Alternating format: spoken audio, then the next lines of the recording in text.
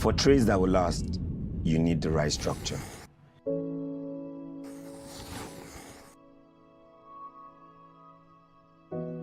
For a business that will work, you need the right support.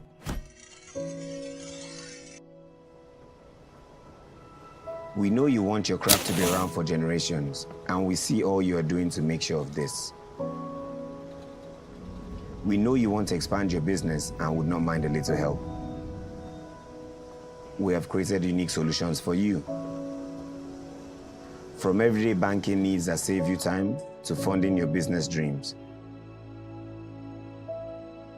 You know your business and we support your needs. Let us help you build for tomorrow. Open an SME account today.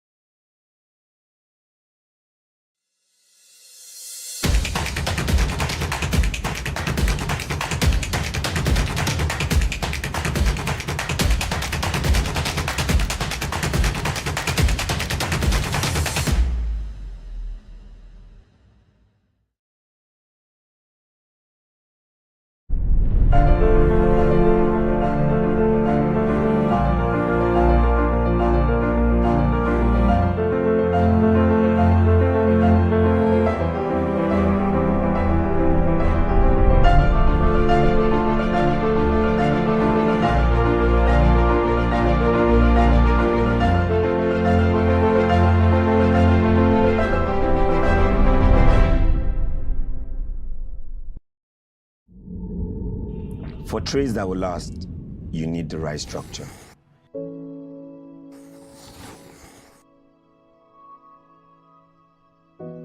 For a business that will work, you need the right support.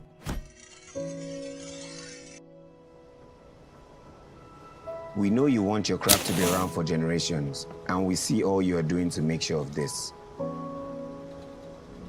We know you want to expand your business and would not mind a little help. We have created unique solutions for you. From everyday banking needs that save you time to funding your business dreams.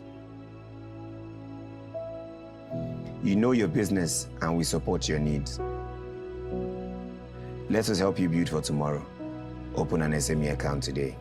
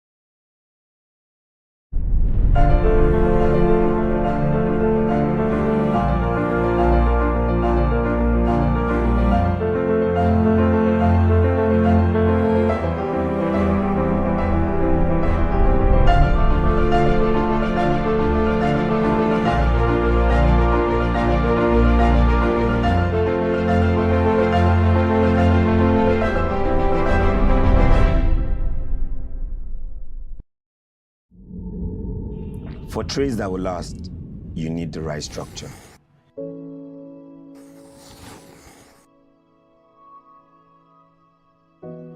For a business that will work, you need the right support.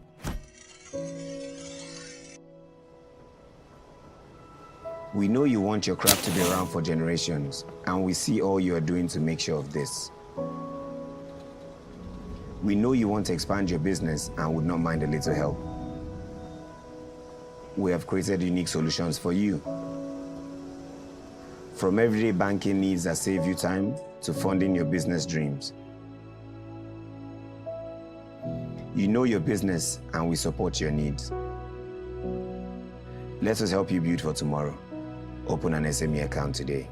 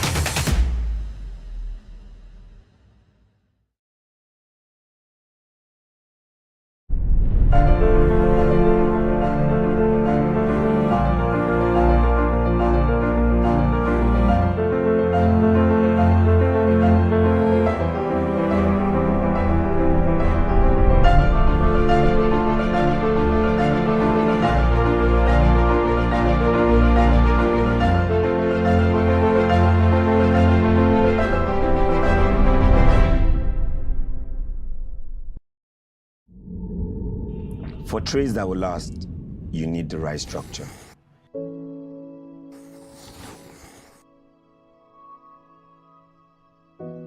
For a business that will work, you need the right support.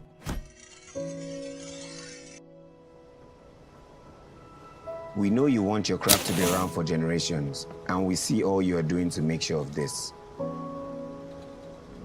We know you want to expand your business and would not mind a little help. We have created unique solutions for you. From everyday banking needs that save you time to funding your business dreams. You know your business and we support your needs. Let us help you build for tomorrow. Open an SME account today.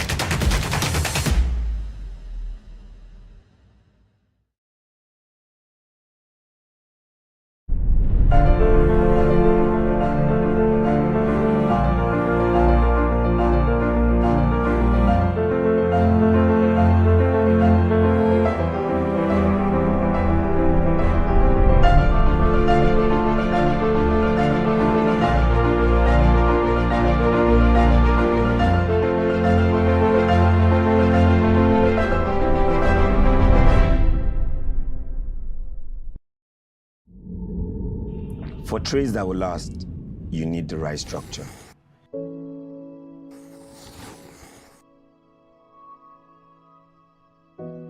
For a business that will work, you need the right support.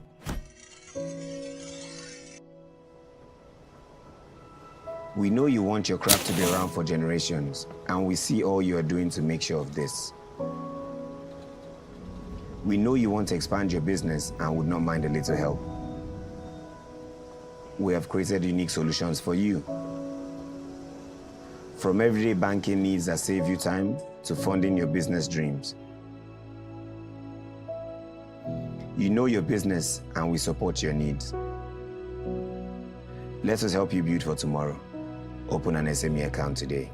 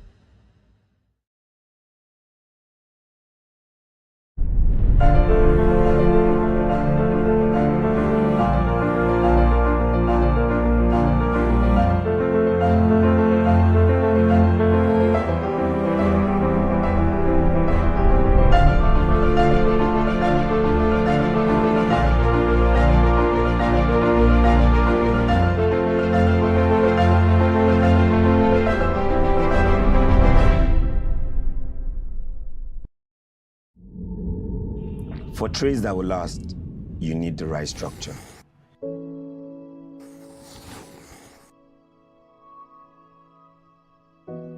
For a business that will work, you need the right support.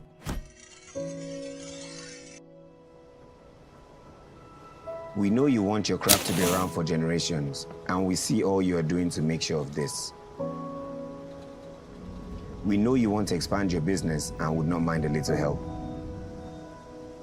We have created unique solutions for you.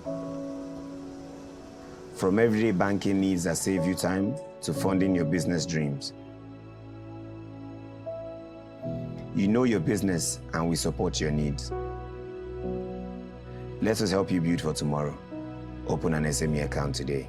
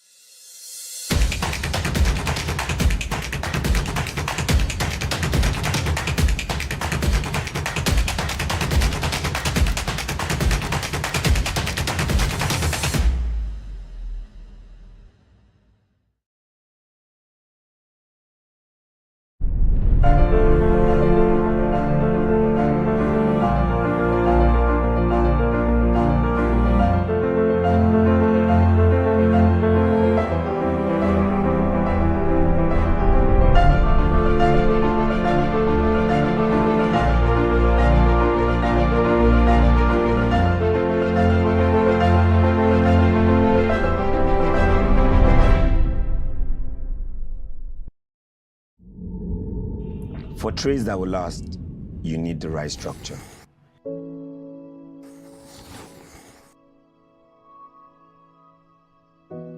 For a business that will work, you need the right support.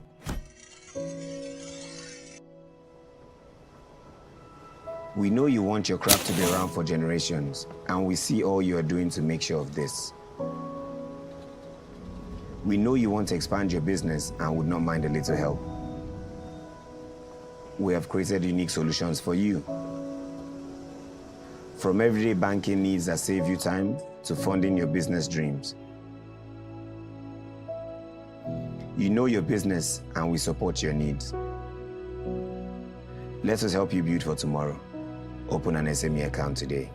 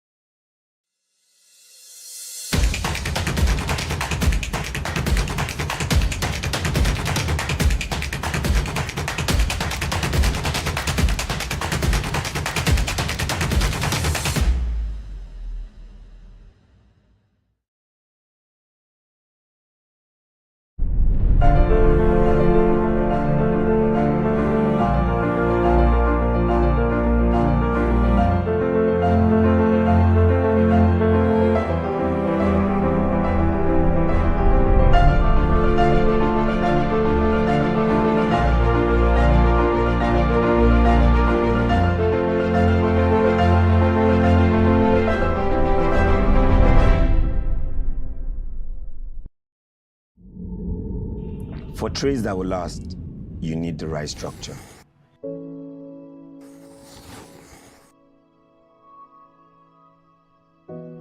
For a business that will work, you need the right support.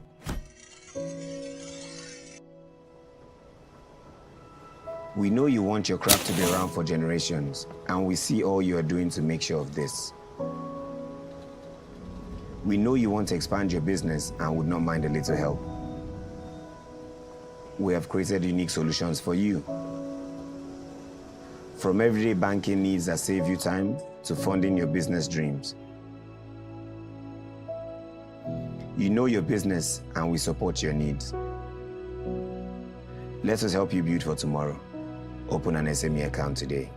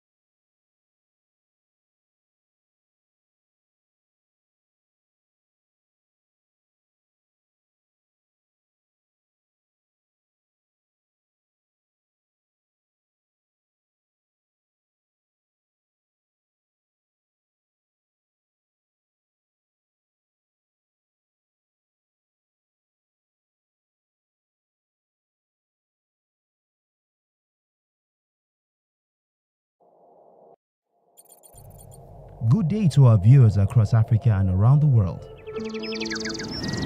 Coming to you live from the UBA House Marina, Lagos, the economic capital of West Africa, this is the UBA Business Series. And today's episode is extra special. It's the grand finale for 2025. This edition is inspired by the dynamic world of business where creativity, storytelling, and strategy come together to shape the future and drive growth. So sit back, relax, and get ready for an exciting session filled with insightful conversations, inspiring stories, and thought leaders you won't forget. Ladies and gentlemen, welcome your host, Eniolua.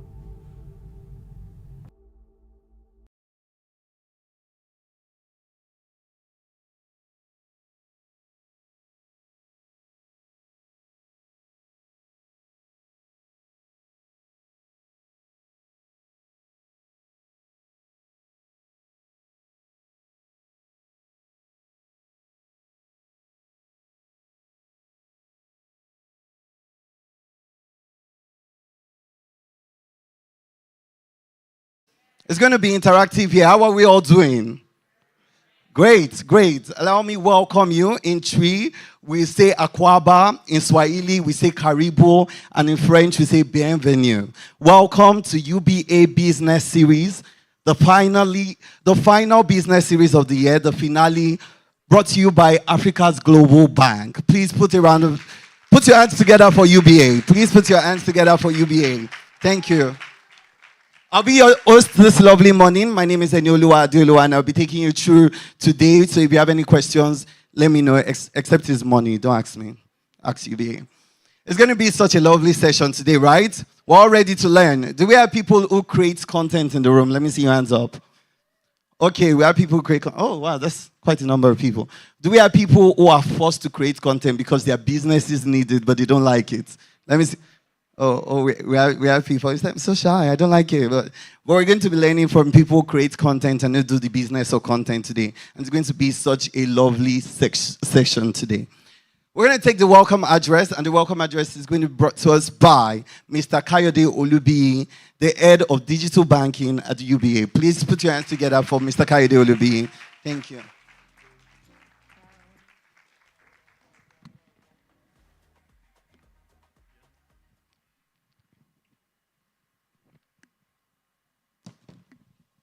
All right, good afternoon, everyone.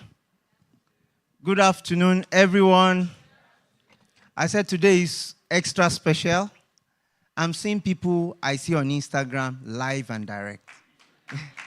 Right, doctor. So I have a lot of people I follow. And I was whispering to someone saying that I'm on Instagram. She told me that you on Instagram, you must be one I do person on Instagram. And I said, no, not really.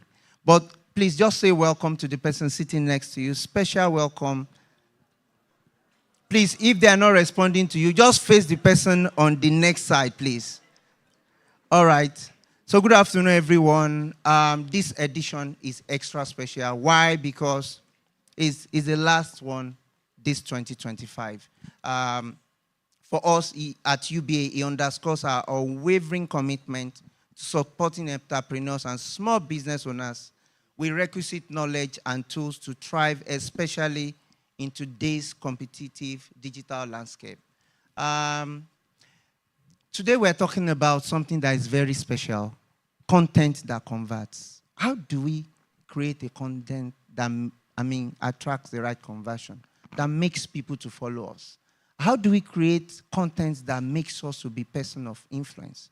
We'll be listening to a lot about that. And I want to also mention that creating content is actually creativity and innovation in itself.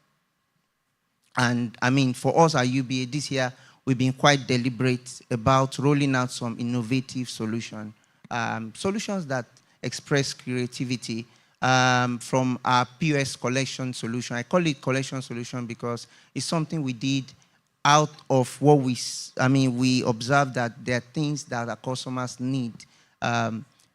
Your point of sales, you want to collect money on it, you want to get paid instantly. Couple of things you would like to do: get settled without going to the bank, knowing what is going on around your entire business, whether in one location or multiple locations. We came up with something that appealed to this SME space, and that's something that is growing wild in the market. Another one is relaunching of our digital payments. So I'm speaking on creativity, innovation, which is actually at the heart of what we're doing today. We launched our digital lending, and with *919*28#, you can actually borrow money up to 200,000. We have a micro loan that we also came up with lately, and with that, customer can borrow up to 5 million naira. Guess at what rate? 0.75% per month, 9% per annum. Right. And that, I can bet it with you. Please find another rate that is lower than that in the market. So we have that. We recently relaunched our website. And you know, our website is now structured in a way that whether you're a student, individual, small business, investor, once you get there, you can go to a specific place where you will get everything you need to know. You don't need to start navigating. No, just once you arrive there, you can see everything up to self-service. Short story, a customer based in Ghana actually wanted to, posted some content on his Instagram. And is selling goods to people in Nigeria, and they need to make payments. Guess how the payment was made? Payment was made using Leo.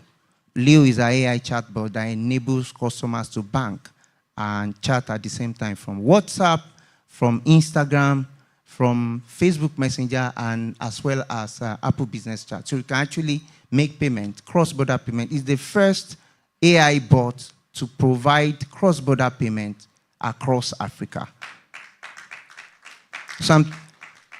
So ladies and gentlemen, creating content strengthens your expertise, especially now that the world is closer via social media.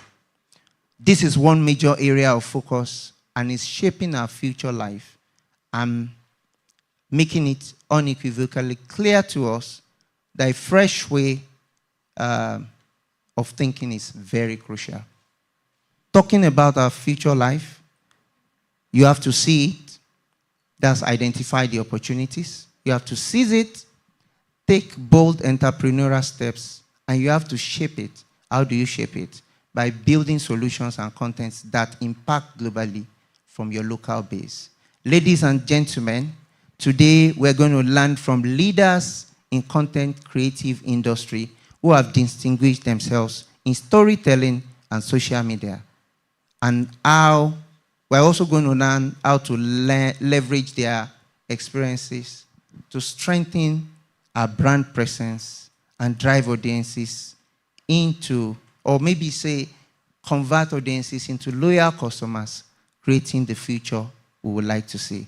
Ladies and gentlemen, welcome once again to our final edition for the UBA Business Series final edition for 2025. Thank you. Thank you. Please put your hands together for Mr. Kayode Olubiyi again. Thank you all so much. We would also like to welcome all of our invited guests. We'd like to welcome all of those who are watching online right now. We say welcome to you. This is UBA Business Series, content that converts. We'd like to say welcome to every single person in the room. You all are our special guests today.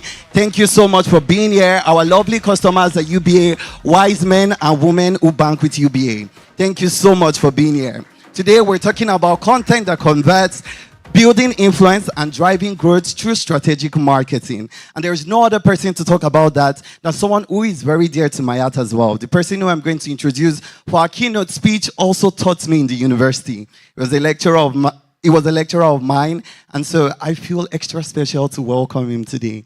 Ladies and gentlemen, please, if you can stand, please stand. If you can make noise, please make noise. If you can scream, please scream. Please put your hands together for our keynote speaker today, Mr. Langpe Omoyele. Please, a round of applause, extra special for our keynote speaker, a lecturer of mine as well. Thank you. Currently the Managing Director, CEO of Nitro 121 Limited and partner at the Listen Consulting Company. He has held senior leadership roles at Airtel, GSK, Nutricima, Cadbury, and Nielsen. a fellow of the National Institute of Marketing of Nigeria, NIMN, and a member of Arkan. Lankpe is also an adjunct faculty member of Pan Atlantic University and Orange Academy. Widely celebrated for his thought leadership and integrity, he has received multiple awards, including Marketing Personality of the Year and recognition among the 100 most influential global marketing leaders by the World Marketing Congress.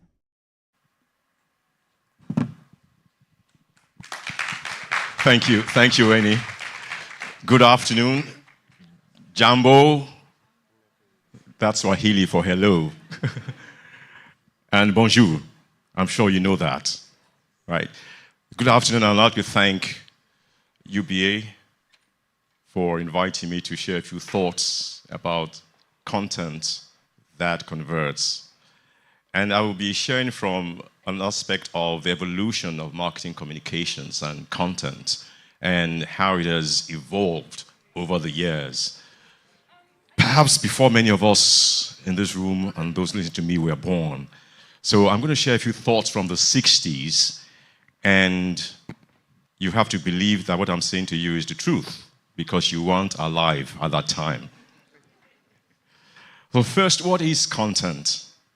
Content is any form of communication that seeks to engage, entertain, and educate. So remember those 3 E's: educate, engage, entertain. A specific target audience. Again, please remember that phrase, target audience, with a view to influencing and driving specific actions or behavior. And so when we speak about conversion, it speaks about influencing and driving a specific action or behavior. Any content that does not change an action or influence behavior is not being effective. For businesses and brands, content is the driving force that attracts people to your company and brands. Using the classic AIDA framework, AIDA, content creates awareness, interest, desire, and action in favor of your business and brands. Content acts as your voice. Now, based on this premise, although the word content is today more associated with the digital world, content has always existed as a key component of marketing communication, even in analog times. However, it has evolved in terms of form and platform. In the 1960s to the 70s, marketing communication relied on traditional media such as television, radio, print, newspapers, and magazines. Now, many may not believe this, but when I was a 15-year-old, my dad will come back from the office with stacks of daily newspapers, as many as 20, and I'll read them from back to front. Literally back to front, not front to back, because I will start from the sports pages before going to the hard, serious news. But it was a key platform in terms of content. And we also had outdoor billboards. These were referred to, and in some cases to refer to as above the line, ATL, because they were addressing the mass market. Whilst below the line, BTL referred to posters posted on walls, which were ways of creating awareness. So brands will go to the marketplace and paste posters as part of creating awareness for their brands. BTL also referred to market storms and personal selling. These contents were generally addressed to the mass market and largely unidirectional, which meant that they didn't give room for the audience to engage or feedback. Yet, some brands managed to connect with their customers by creating content and communication that resonated with their target audience by tapping into cultural nuances and desires. For example, Village Headmaster. How many people remember the Village Headmaster? How many people remember Tales by Moonlight? If your hand is not up, I know what generation you belong to. The market in this period was less fragmented and the consumer was more patient. I'll repeat that. The market in this period was less fragmented and consumer was more patient.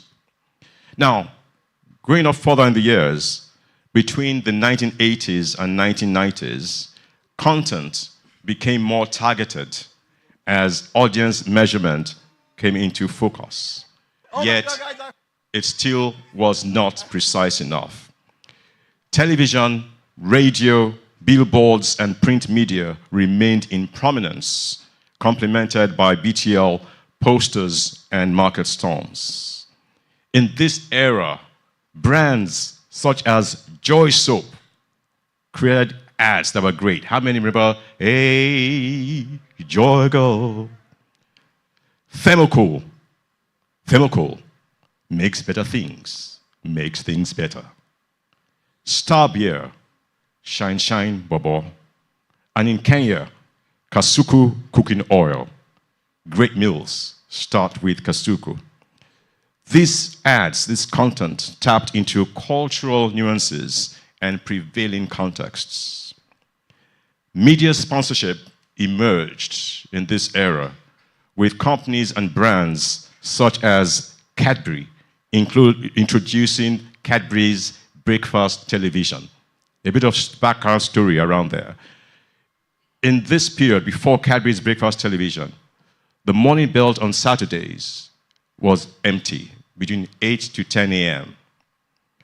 And no one was watching television, apparently, in the morning.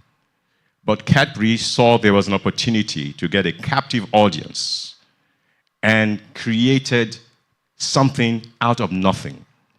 The argument at the time was that no one will watch television on Saturday mornings because they were busy with house chores.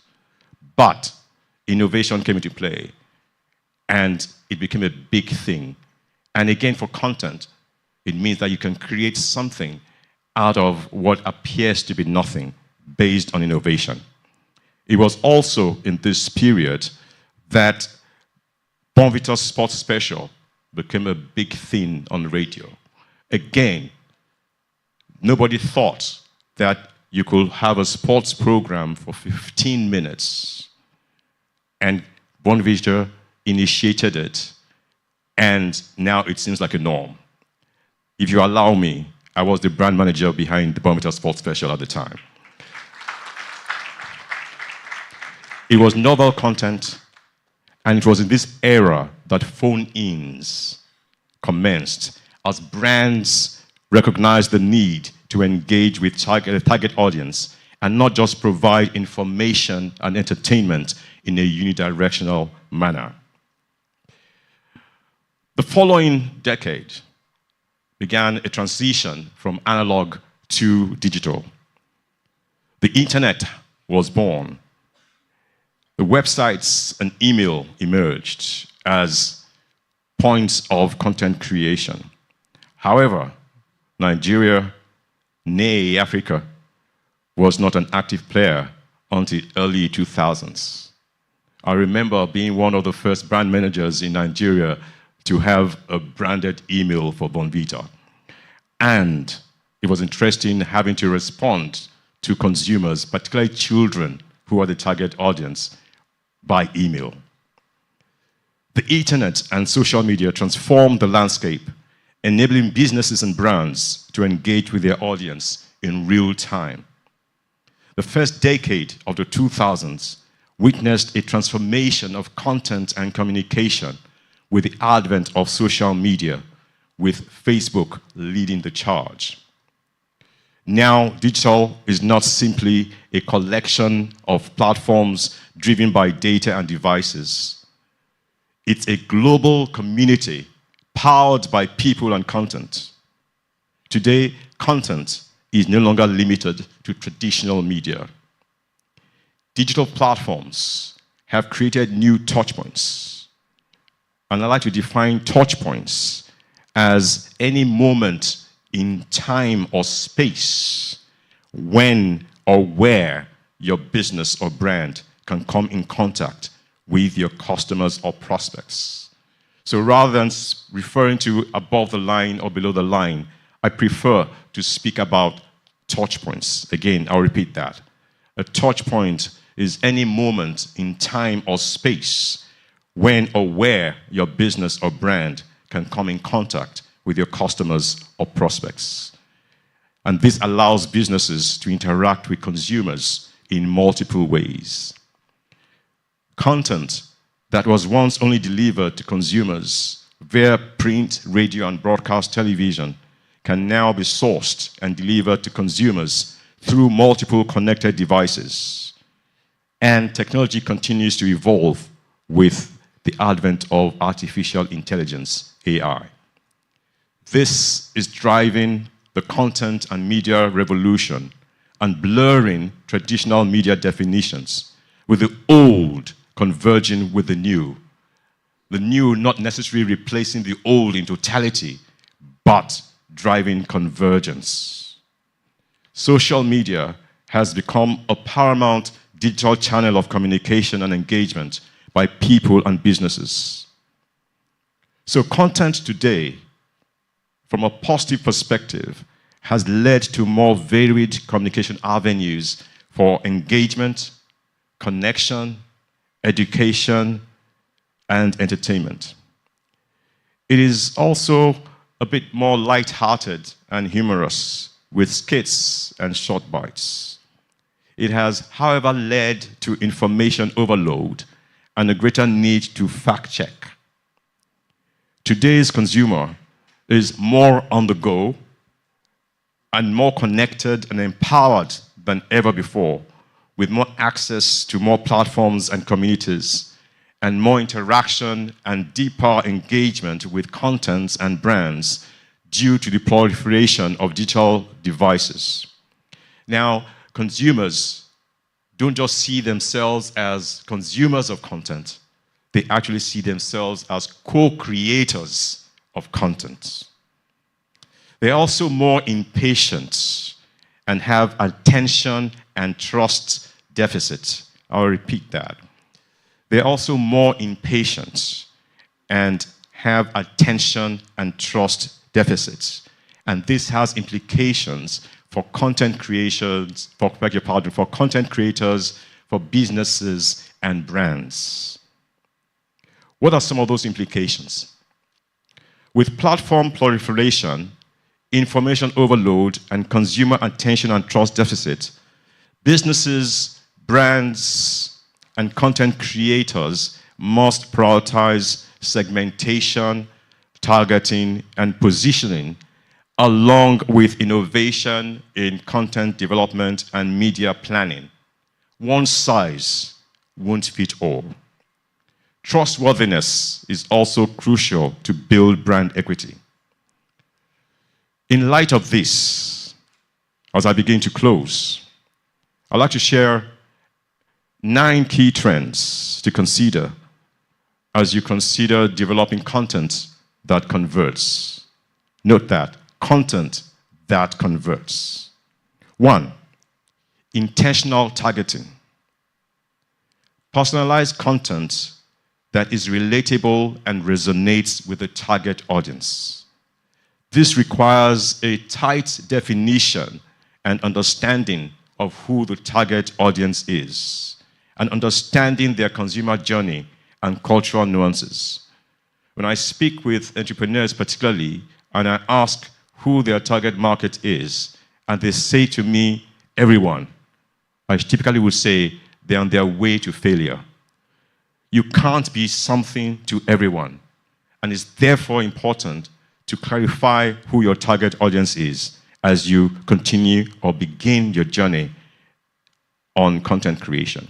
2, short-form videos, live streams, and podcasts that are engaging, shareable, and effective are a key trend to consider in your content creation.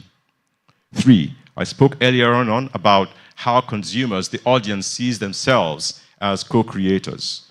And so user-generated content is a key way to drive awareness and content that converts. But it has to be authentic, it has to be relatable, and it has to build trust. It has to be trustworthy. 4, voice marketing. Optimizing content for voice search and voice AdSense and voice assistance is on the rise. A 5 key trend to note, and influencer marketing is big, but I'd like to speak about micro-influencers, partnering with influencers to reach specific tribes and communities as opposed to the mass market. From a brand and business perspective, there's a lot of wastage when you do not narrow who your audience is and which micro-influencers can actually have an impact upon your target audience. 6, digitally enabled experiential content, immersive experiences that engage consumers, such as virtual reality and augmented reality. Number 7, note to watch out for is consider data-driven content development. Using data to inform your content creation and execution. And artificial intelligence can help in these regards. 8, I said earlier on that the audience, consumers, are constantly on the go. And therefore, content creation, you have to ensure that is mobile enabled. Optimizing your content for mobile devices will help to reach a wider audience. I don't know about many of us, but there are times when the TV, the box at home, is not switched on for weeks and months. But I still get all the required entertainment and information from a smaller box, my mobile phone. And so mobile enablement is important. And then the 9th and final point to consider is agility. Because the consumer has a huge attention deficit. In fact, I am told that if you're running content and the first 3 to 5 seconds are not engaging enough, you lose the target audience because they will scroll away. So the first 3 to 5 seconds is really, really important in terms of content creation. By embracing some of these trends, businesses can create content that resonates with the audience and drive conversion. On that note, I hope that the content that I have provided truly converts you all. Thank you very much, and thank you for your attention.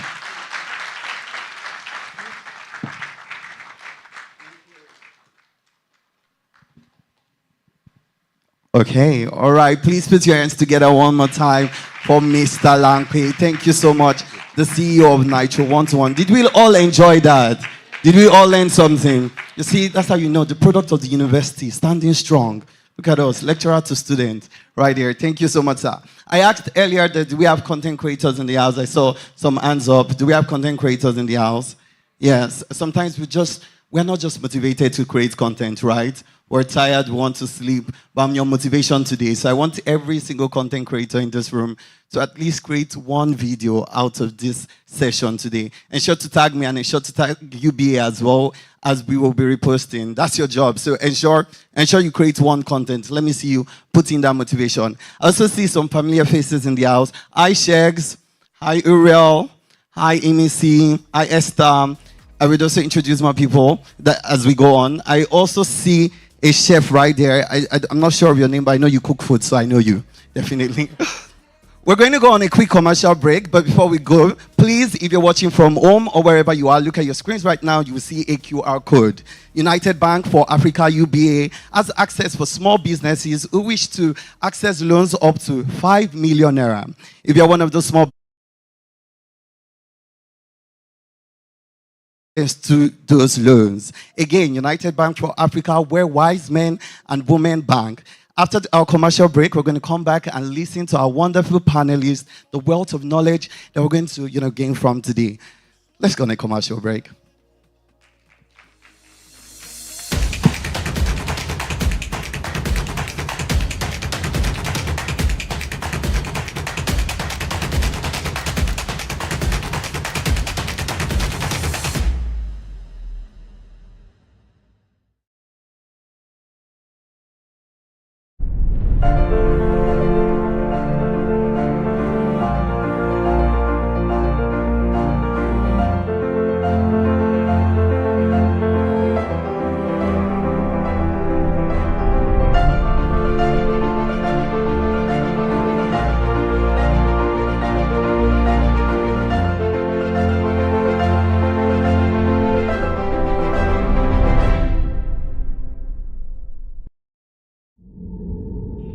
For trades that will last, you need the right structure.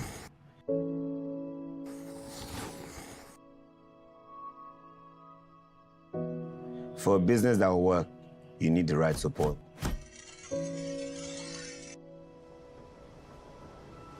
We know you want your craft to be around for generations, and we see all you are doing to make sure of this. We know you want to expand your business and would not mind a little help.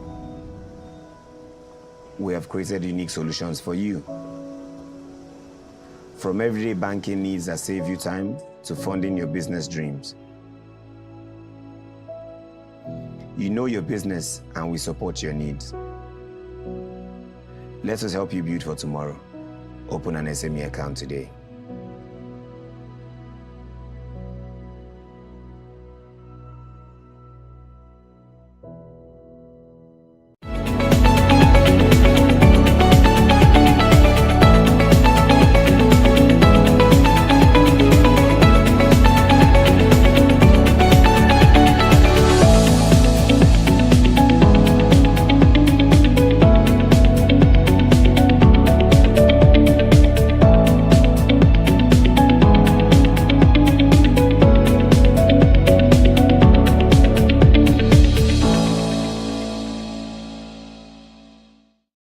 To open an SME and bank with UBA today. Welcome back, everybody. My name still remains Enioluwa Adeoluwa, and I am your host this lovely afternoon. Wherever you're watching all over the world, we say hi and welcome to the UBA Business Series. If you're just joining us, we're talking about content that converts, and we're about to bring on our panelists on stage. It's going to be such an insightful conversation. I like all the panelists today. All of them are my friends, except for Aproko Doctor, I tell you. Because that man is always saying, don't eat this, don't drink. I don't want to hear. I want to eat everything. But for sure, it's going to be insightful conversations today. Just for a lighthouse breaker, music is very important to create content, right? So I want to go around the room. Do we have 30 BG in the house? 30 BG? Oh, okay. Do we have Whiskey FC? Oh, okay. Do we have some ravers in the house? Okay. Olamide Badu. I want Timoshin. Okay. Do we have some Sabi girls in the house? Okay, lovely. You all look so beautiful, I must say. Everybody looks, the colors today, you all look so beautiful. Please meet your panelists. Elozunam Ubolu is a multi-talented Nigerian creative, actor, and AMBCA award-winning content creator, celebrated for his originality and storytelling flair. A graduate of economics from Kwame Nkrumah University of Science and Technology, Ghana, he has built a vibrant career blending entertainment, humor, and innovation.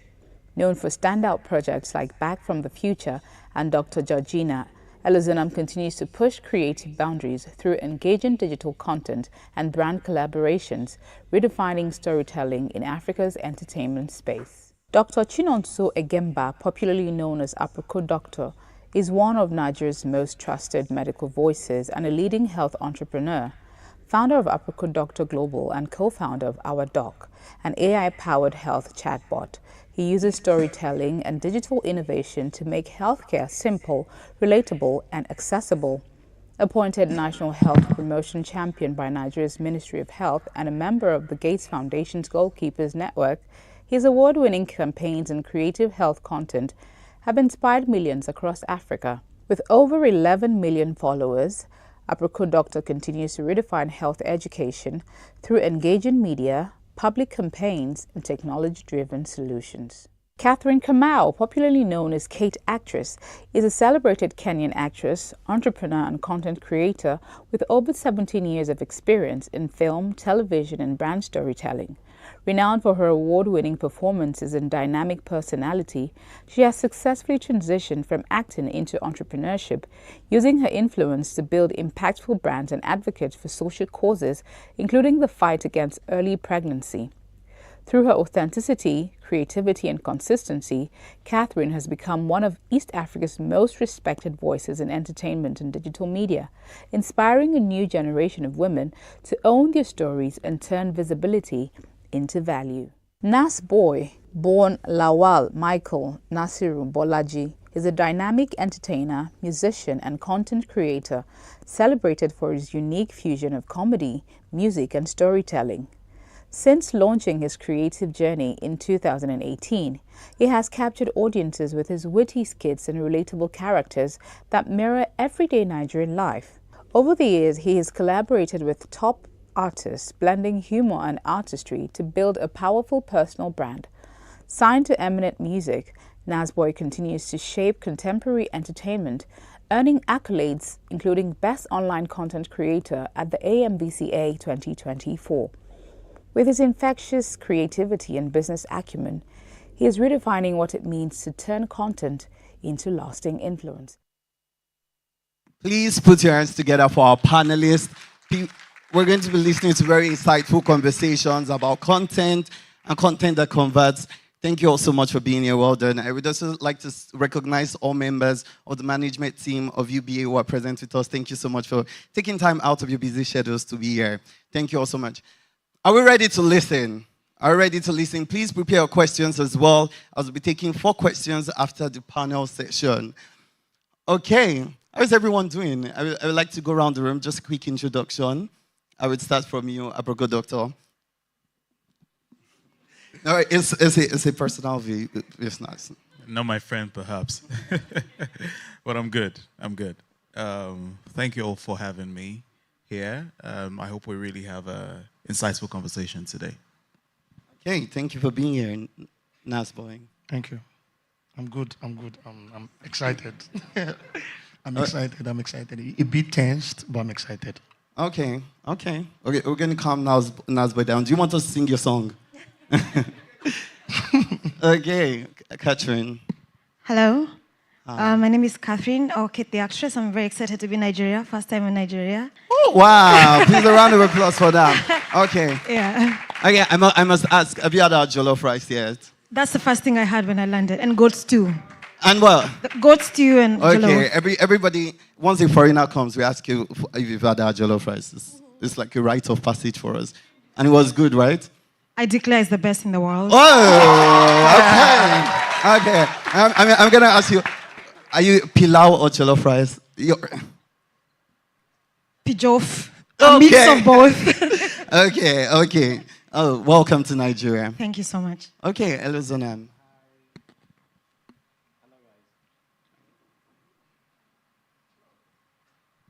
Hi guys, my name is Eluzanam and I'm excited to be here. So, yeah. Okay, please, a round of applause for our panelists again. Thank you. Catherine, I'm going to start with you. You fronted campaigns for both local and international brands. What advice would you give businesses trying to grow across borders using influencer marketing? All right, I have to mention I've been in the space for about 7 years now. Wow.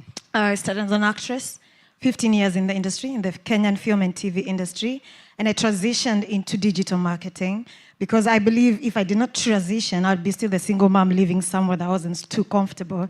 So I depend fully on content. For breaking through internationally, across the continent, I believe you have to do your due diligence as a brand, as a business.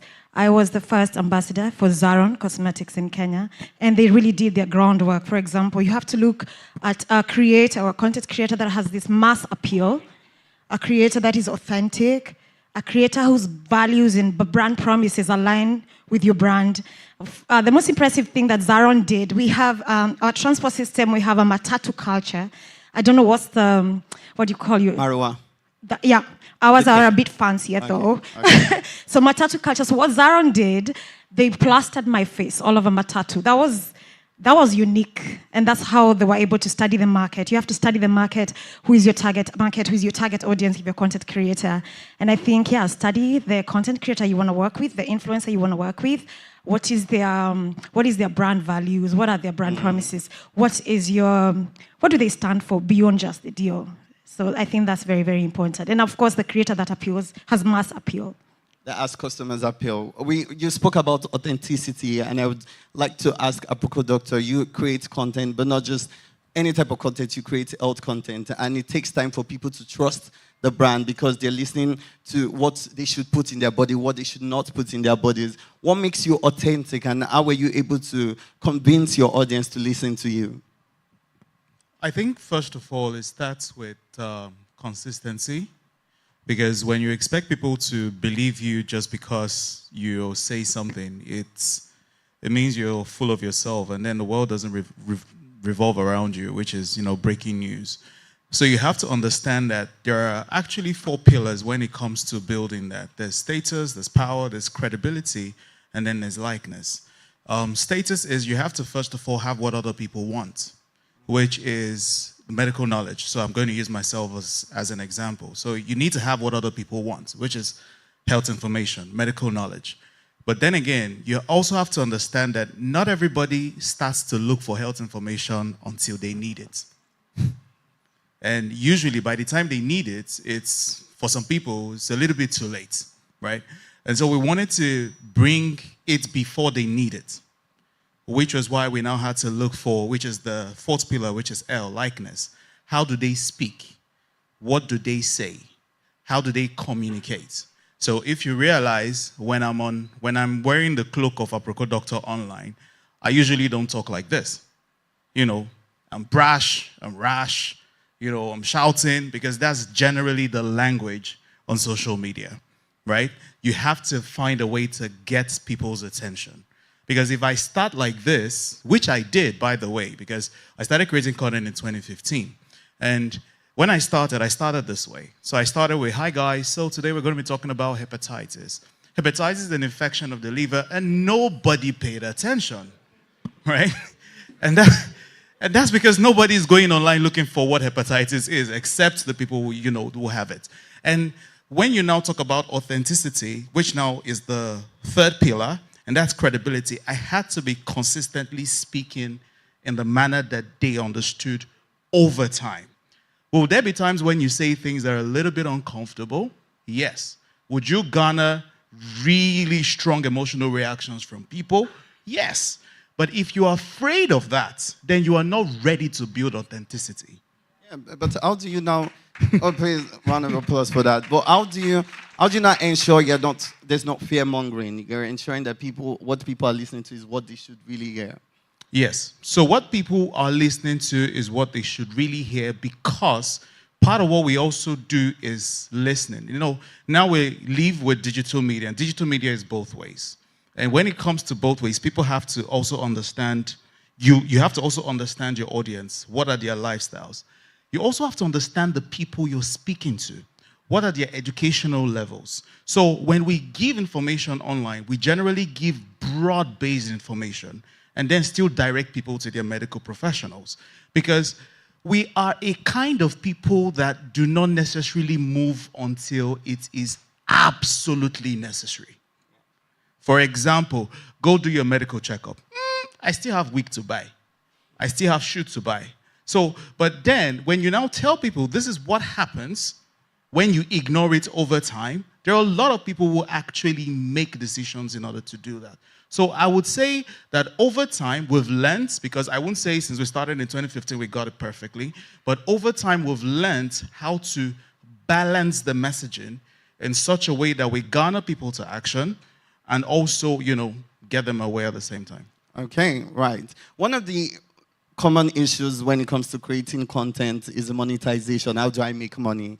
And a lot of people create content now, but not a lot of people are making money from it. And I say that I think content creators are becoming more than the viewers, the people who are watching the content. And one important question that I know that is on everybody's mind is, and I'm going to start with you, Nasboy, but I want this question to go around the room. How can I make money from content, even beyond brand deals? How do I turn this thing that I'm doing into cash that can actually pay my bills? So, hi, everybody. So first off, when I started making content, I didn't go into content creation for money. Right? I went into it for passion. So I think it's a job now for everybody. That's why we have a lot of content creators doing everything to make money. So the moment you start looking for money, then you lose your direction. Right? Yes. So yeah, we all want money, but there's a purpose behind this whole thing, right? If you go, I always tell people that Nigerian content creators are not very unique. We have very few unique content creators because everyone is trying to make money. Let's say Elizonam, for example, begins to do something in the Nigerian internet space, And we are seeing that Elozonam is becoming really successful. Maybe Elozonam is buying cars. You will see a lot of content creators trying to do what Elozonam is doing.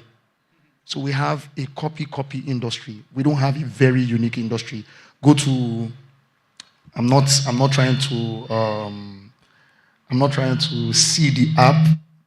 I'm not trying to see the app very less, but go to places like Facebook. You would see people interviewing people over 1,000. I would like to exaggerate it, over 5 million people, right? You see people, so everybody is about money. If it's about money, then everyone can make money from content creating. Just monetize your platform. There are platforms that you can monetize. There's YouTube, there's TikTok. So that's why I said you have to have your reason behind these things. I don't do TikTok live. I have never done it. But people make millions of money off that. That's not what I am here for. Right? I'm here for money. I'm here for money, but not that kind of money. Right. A lot of people are always telling creatives, do it for the passion. But passion is not going to pay bills, right? Omar broke. You will be broke for a very long time. And I studied media and theater arts in the university, and I know that when I came into Lagos, for example, I started in the theater, but then I found that people there were not making money. And they were doing it for the love. And one thing about theater arts, if you've seen theater arts students in university, they will be dancing. We love to dance, but then, let me tell you, it's for 500 naira we're dancing. All the energy. And so I said to myself that I need to make money. I need to see this beyond the passion. Elozonam, how are you making, Nasboy has given us the theoretical perspective. I need practical now. How are you making money from this thing? So, we cannot ignore what Nasboy said. Content creation is work. And in order for you to do this work consistently, you have to be passionate about it. Passion is a key ingredient in content creation. That's the first thing. To monetize it, like he said, there are platforms. When I started, so I started because I wanted to become an influencer, one. And I was watching a lot of all these skip makers from America to Nigeria. And I'm like, I can do that. This is something I can do. But the first thing in my mind wasn't to make money, it was just to be recognized for it, right? And so I started. Along the way, me and my team were like, okay, as opposed to just creating content just for the hell of it, why don't we create content so that brands can see how they can be a part of it? So if a brand can see themselves in your content, there's a likelihood that they will want to work with you. And then the passion behind it keeps you in practice, and being in practice helps you get better and above everybody else consistently. So I started creating content, targeting brands, and it worked. It worked. Besides that, I have a couple of monetized platforms, YouTube and Facebook, and you make money from that as well. And I would urge content creators to focus on building those platforms so you don't depend too much on branded money, because those don't come every time. Right. They are seasonal. It's like this. So especially if maybe election season when everything halts, then you're dead in the water. So focus on building your, monetizing your platforms. Also, you can sell things. If you're very popular, you've gotten a name like Nasboy now, sell merch. Get an art director to design some really cool t-shirts and wear them in your skits. Wear them, whether it's a hoodie or whatever, that says something nice, wear them in your skits. And the more you build the popularity, the more people want to buy your merch. Create a product, whether it's skincare. If you're a skincare influencer, at some point, create your product. Look at Diary of a Nigerian Girl. She has a wide range of products that she uses her image to sell. So there are various ways you can make money from this thing. You just have to be able to get into the water and Get work. into it. Okay, That's it. Catherine and Doctor, do you have anything to add to this? Yeah, of course, I would want to concur with what they said. If you plant a mango seed, you don't go tomorrow expecting to find a mango fruit. Of course, there's work. You have to take time. There's a lot of work, like you said, that you put in. It's an investment. Let's not lie, creating content is expensive. For me, I think I got into it by default. I was just creating funny skits. I'm an actress. For me, it was just a way of, relief after work, and someone told me, you can make money off this. Actually, a friend was making money. But when I got into it, it was just fun. And then I realized, oh, wait, okay. That's good from the culture I come from, my community. We love, it's about money. And beyond the brand deals, like you mentioned, now that I have been able to make money off the brands, but beyond that, it's not just about one deal. Like he said, it's up and down, and I've figured out a way for me to stay relevant in ownership. When a brand approaches me, I don't want to just be a one-time thing. Oh, you've paid me my check, I go home. No, I want to own. I want to be part of the business. I want to own equities on the business. For example, if it's real estate, I want to own an apartment, maybe a house at 50% off, and then now I pour into the content creation. I'm more involved because I know I own the business. So beyond a deal, you go more and you become, and ownership becomes something to leverage on as you grow as a content creator. Okay, but does everybody here have managers? Everybody has a management team here. Okay, so everybody has a management team. Do you do your negotiations yourself, or does your manager do the negotiation? Well, I used to when I started. And I remember when I got my brand deal with Happy, which I've been with for 12 years now. Wow. Yes, I was there since Chioma, since Helen, and I'm still. It's a long time. And I just renewed. Again? Oh, you're doing something right So then. I think, like the good Sas said, you have to build trust with your audience over time. That's why I said it's a process if you want to grow to that level. I missed your question again. No, it was just asking around the room if everybody has imagined. No, so negotiation, when I started, I used to do so. So when I got the brand, I thought, I should ask for $1 million because I didn't know I could get more. So I just realized I'm not very good at selling myself because I just want to work. I just want to deliver. So I had to get a manager who can get me better deals. Right. There's a reason why I asked that question, because oftentimes creatives are moved by the passion. And so when you know that you don't understand the business side as much, you go get a business manager who you know is going to be very strict and is not going to be emotionally conscious about it. Just let's do it and say, no, this is how much you're collecting. Very necessary. Very necessary. I agree too, because I do have a manager myself. Apropos, Doctor, do you have anything to add to this conversation? Yeah, for making money, right? If you're interested in short-term money, just as Nasboy has said, you can copy trends, which is what everybody's doing. Find what everybody's doing, copy it, and it works, which is fine, right? But if you're interested in lasting long, right, staying for the long term, you need to find a purpose, which is what solution are you bringing to the table? Because trends will come and go, but needs of human beings will remain. So if you can find a need and figure out a way to solve that, and for me, it's health illiteracy. So despite the fact that it's been over 10 years, we've done different things. I've been a DB, I've been a madman. Some of you here are not privy to that. A couple of years ago, 2018, 2019, I was working on the 4th floor of this building. And I created content in this building, right? So there has been different trends. So if you want to make short-term money, find what's working, copy it. But if you want to build money for the long term, then find a solution and solve it. Now, for solution, it is health illiteracy, right? So it's healthcare.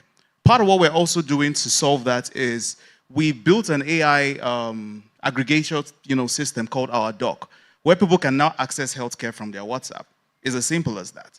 We are also building, one of the biggest congregations of young people called Aproko Nation Fiesta.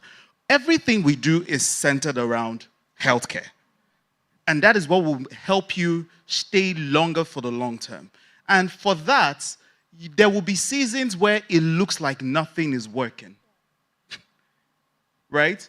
There will be seasons where it looks like the money is not coming in as other people are. And if you're building long term, please don't get distracted by trends. Because when you get distracted by trends, you're always looking for what's working.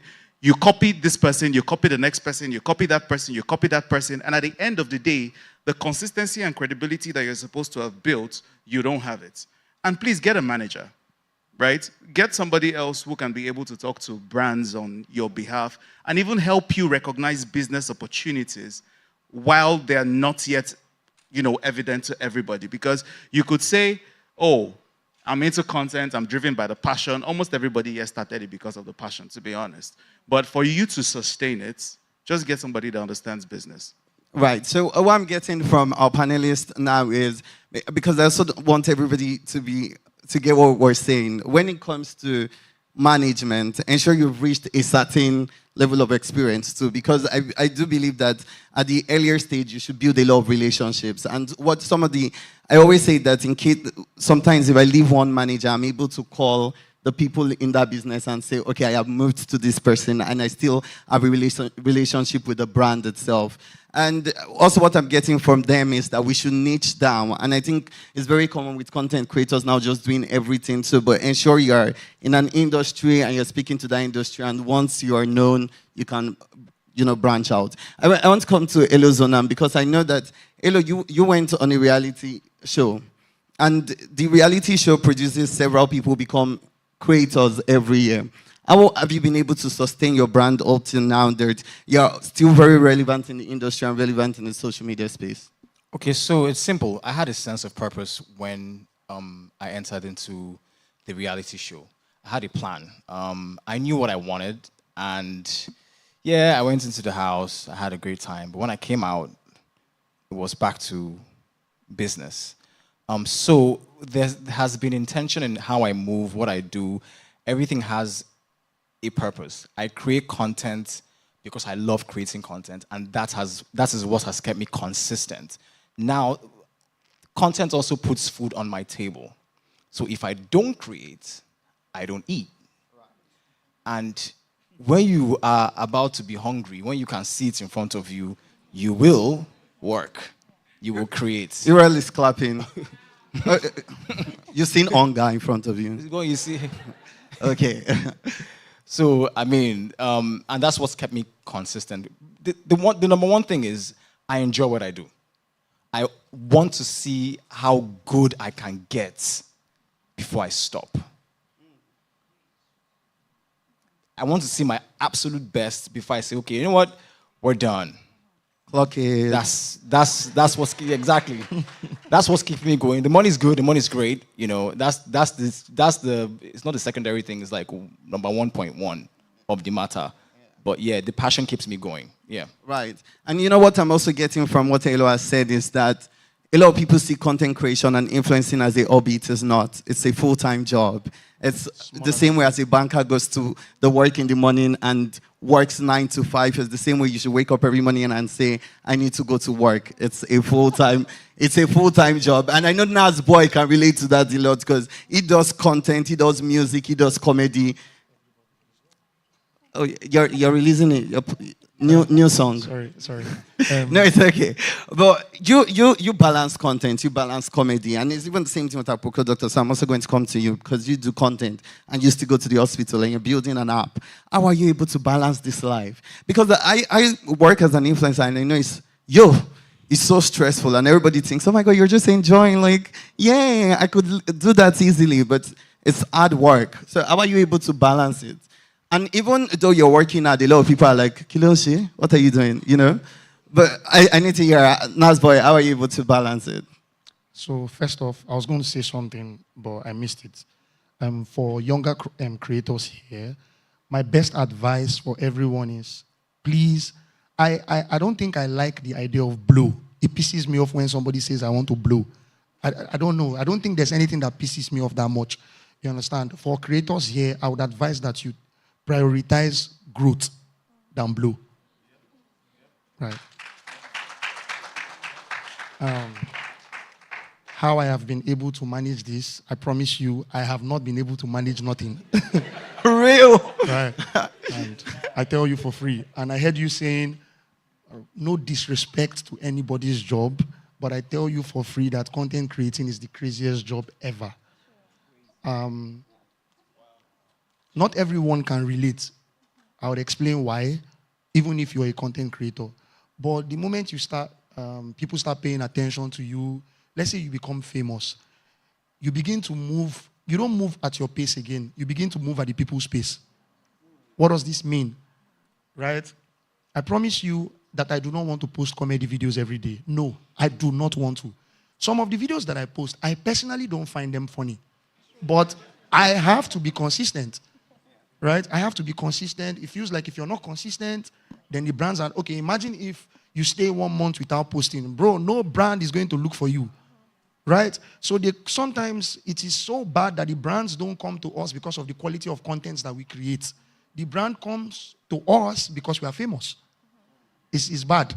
It's bad, right? So now this puts you on your toes. You have to create every time, not because you want to create every time. I don't rest.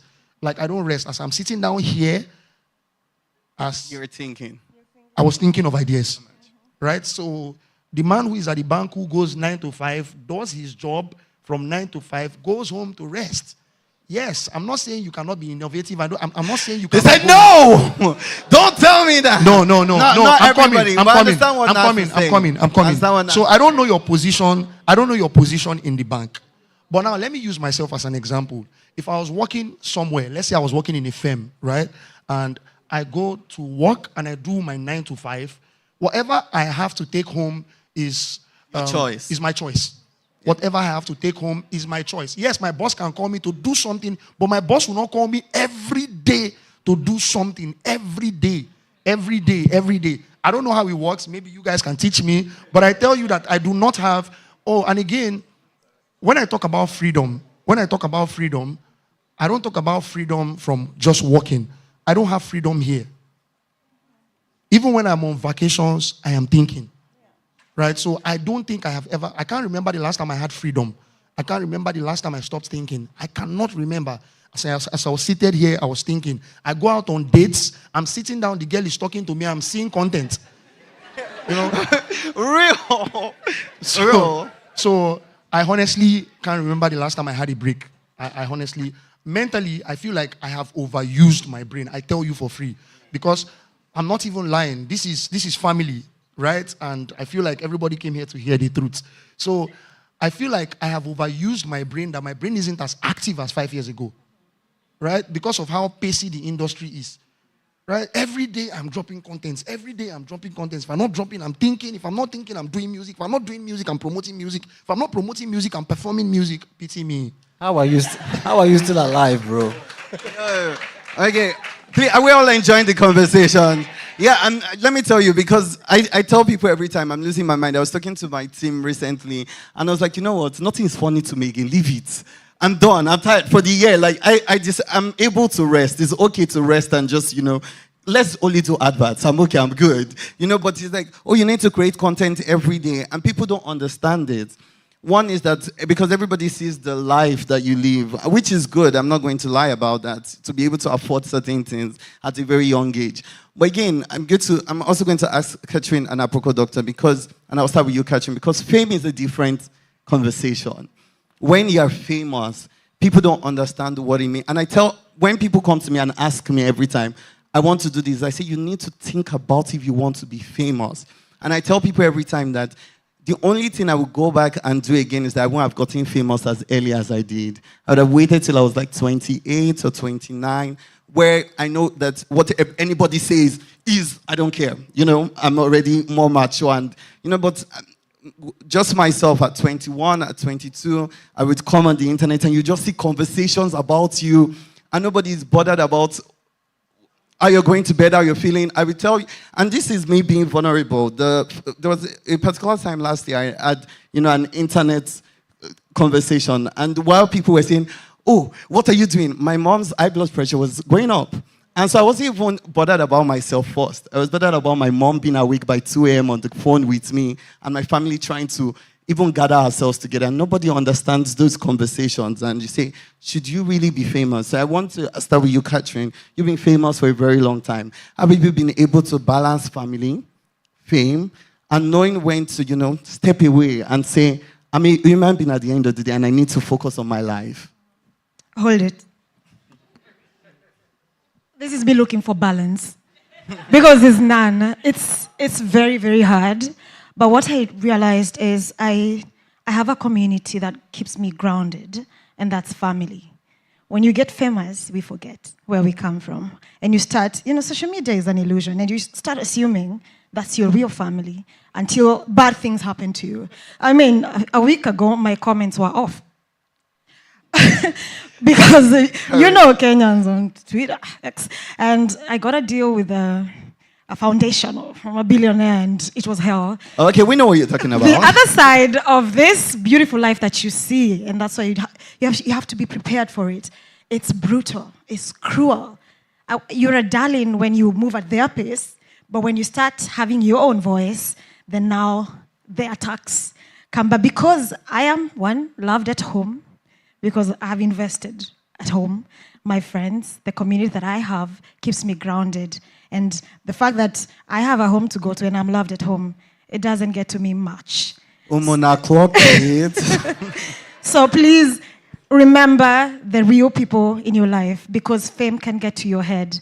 But those are not the people who are going to have your back when you're trending, when your phone is... it can get crazy. Yeah. It can get crazy. But you signed up for that. Some by default, some, that's the consequence of sometimes just being great. Yeah. Right? Yeah, I agree to what you're saying. Family is what, there's always love at home, so you go back to family and friends. Abuko, Doctor, what about you? So, if you guys notice, I wake up a lot these days. And that is because, I've started noticing gray hair somewhere. Not fun, but one of the things that will help you look for the balance that you would never get is structure. So if you're building a business, or if you're trying to do content creation, please treat it as a business. If you're treating it as a business, it means that it has to be structure in your business, or else it won't last. You're going to be responsible for everything. And if you're responsible for everything, you're going to burn out quicker. For example, at Aproko Doctor, one of the things that has happened is we're registered as a company at the moment. We have a team membership strength of about 21 people, 21 young people. So while I'm here, things are going on online. You have to learn to build that structure if you're going to last long. That's how I can build our doc. That's how I can focus on Aproko Nation Fiesta. That's how I was at Elozonam's place yesterday trying to shoot content with him for the Fiesta. From him, I left VJ. From VJ, I went to Lai. From Lai, Nasboy, you're shooting content for Aproko Nation Fiesta. Yes. So, I'm doing all these things, but at the same time, we're still productive on every end. So structure is very important. Secondly, you have to lock in, right? Now, when we say lock in does not guarantee your success. People think that once I lock in, it means I'm going to be successful. No, it doesn't mean. It just means that it increases your chances of success. For example, we've been sitting here, and every minute that we've been sitting here, on YouTube alone, there's been 500 hours of content uploaded. Every minute. It means that every day we have over 720,000 hours of content uploaded on YouTube. How are you going to stand out? How are people going to find you? Right? So it's a business that if you're coming into, you have to first of all understand what the stakes are. You're battling. It is no longer social media at the moment. It's attention media. You are fighting for people's attention, keeping it and holding it. And you also need to understand that there's nothing like loyalty.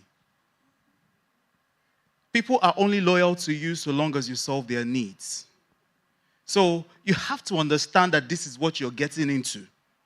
If this is what you want to get into, good luck to each and every one of you. And also please build a community rather. So don't get focused on the fame, so to speak, the large numbers.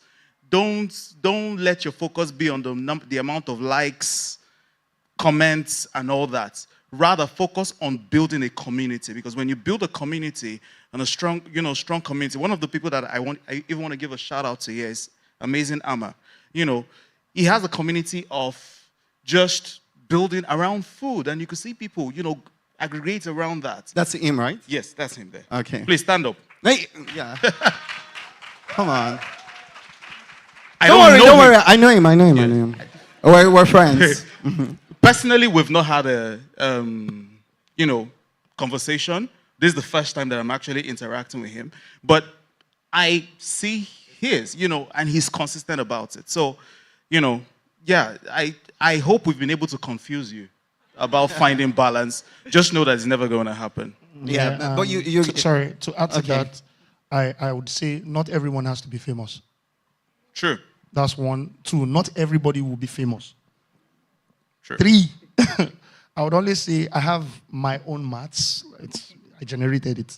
So I always say that if you take, let's say, you go to the streets of Lagos, in fact, the streets of Nigeria, and you put a microphone to a young person, what do you do for a living? Upcoming artist, musician, upcoming musician, content creator. That's what everybody just says, right? And let's say we have a 10, 20 million creators, upcoming artists, and the rest of them in 20 million, right? So I always do the math for myself, and I'm like, wait, hold on. How many of us are famous? Let's talk about musicians. We don't have 1,000 blown musicians in Nigeria.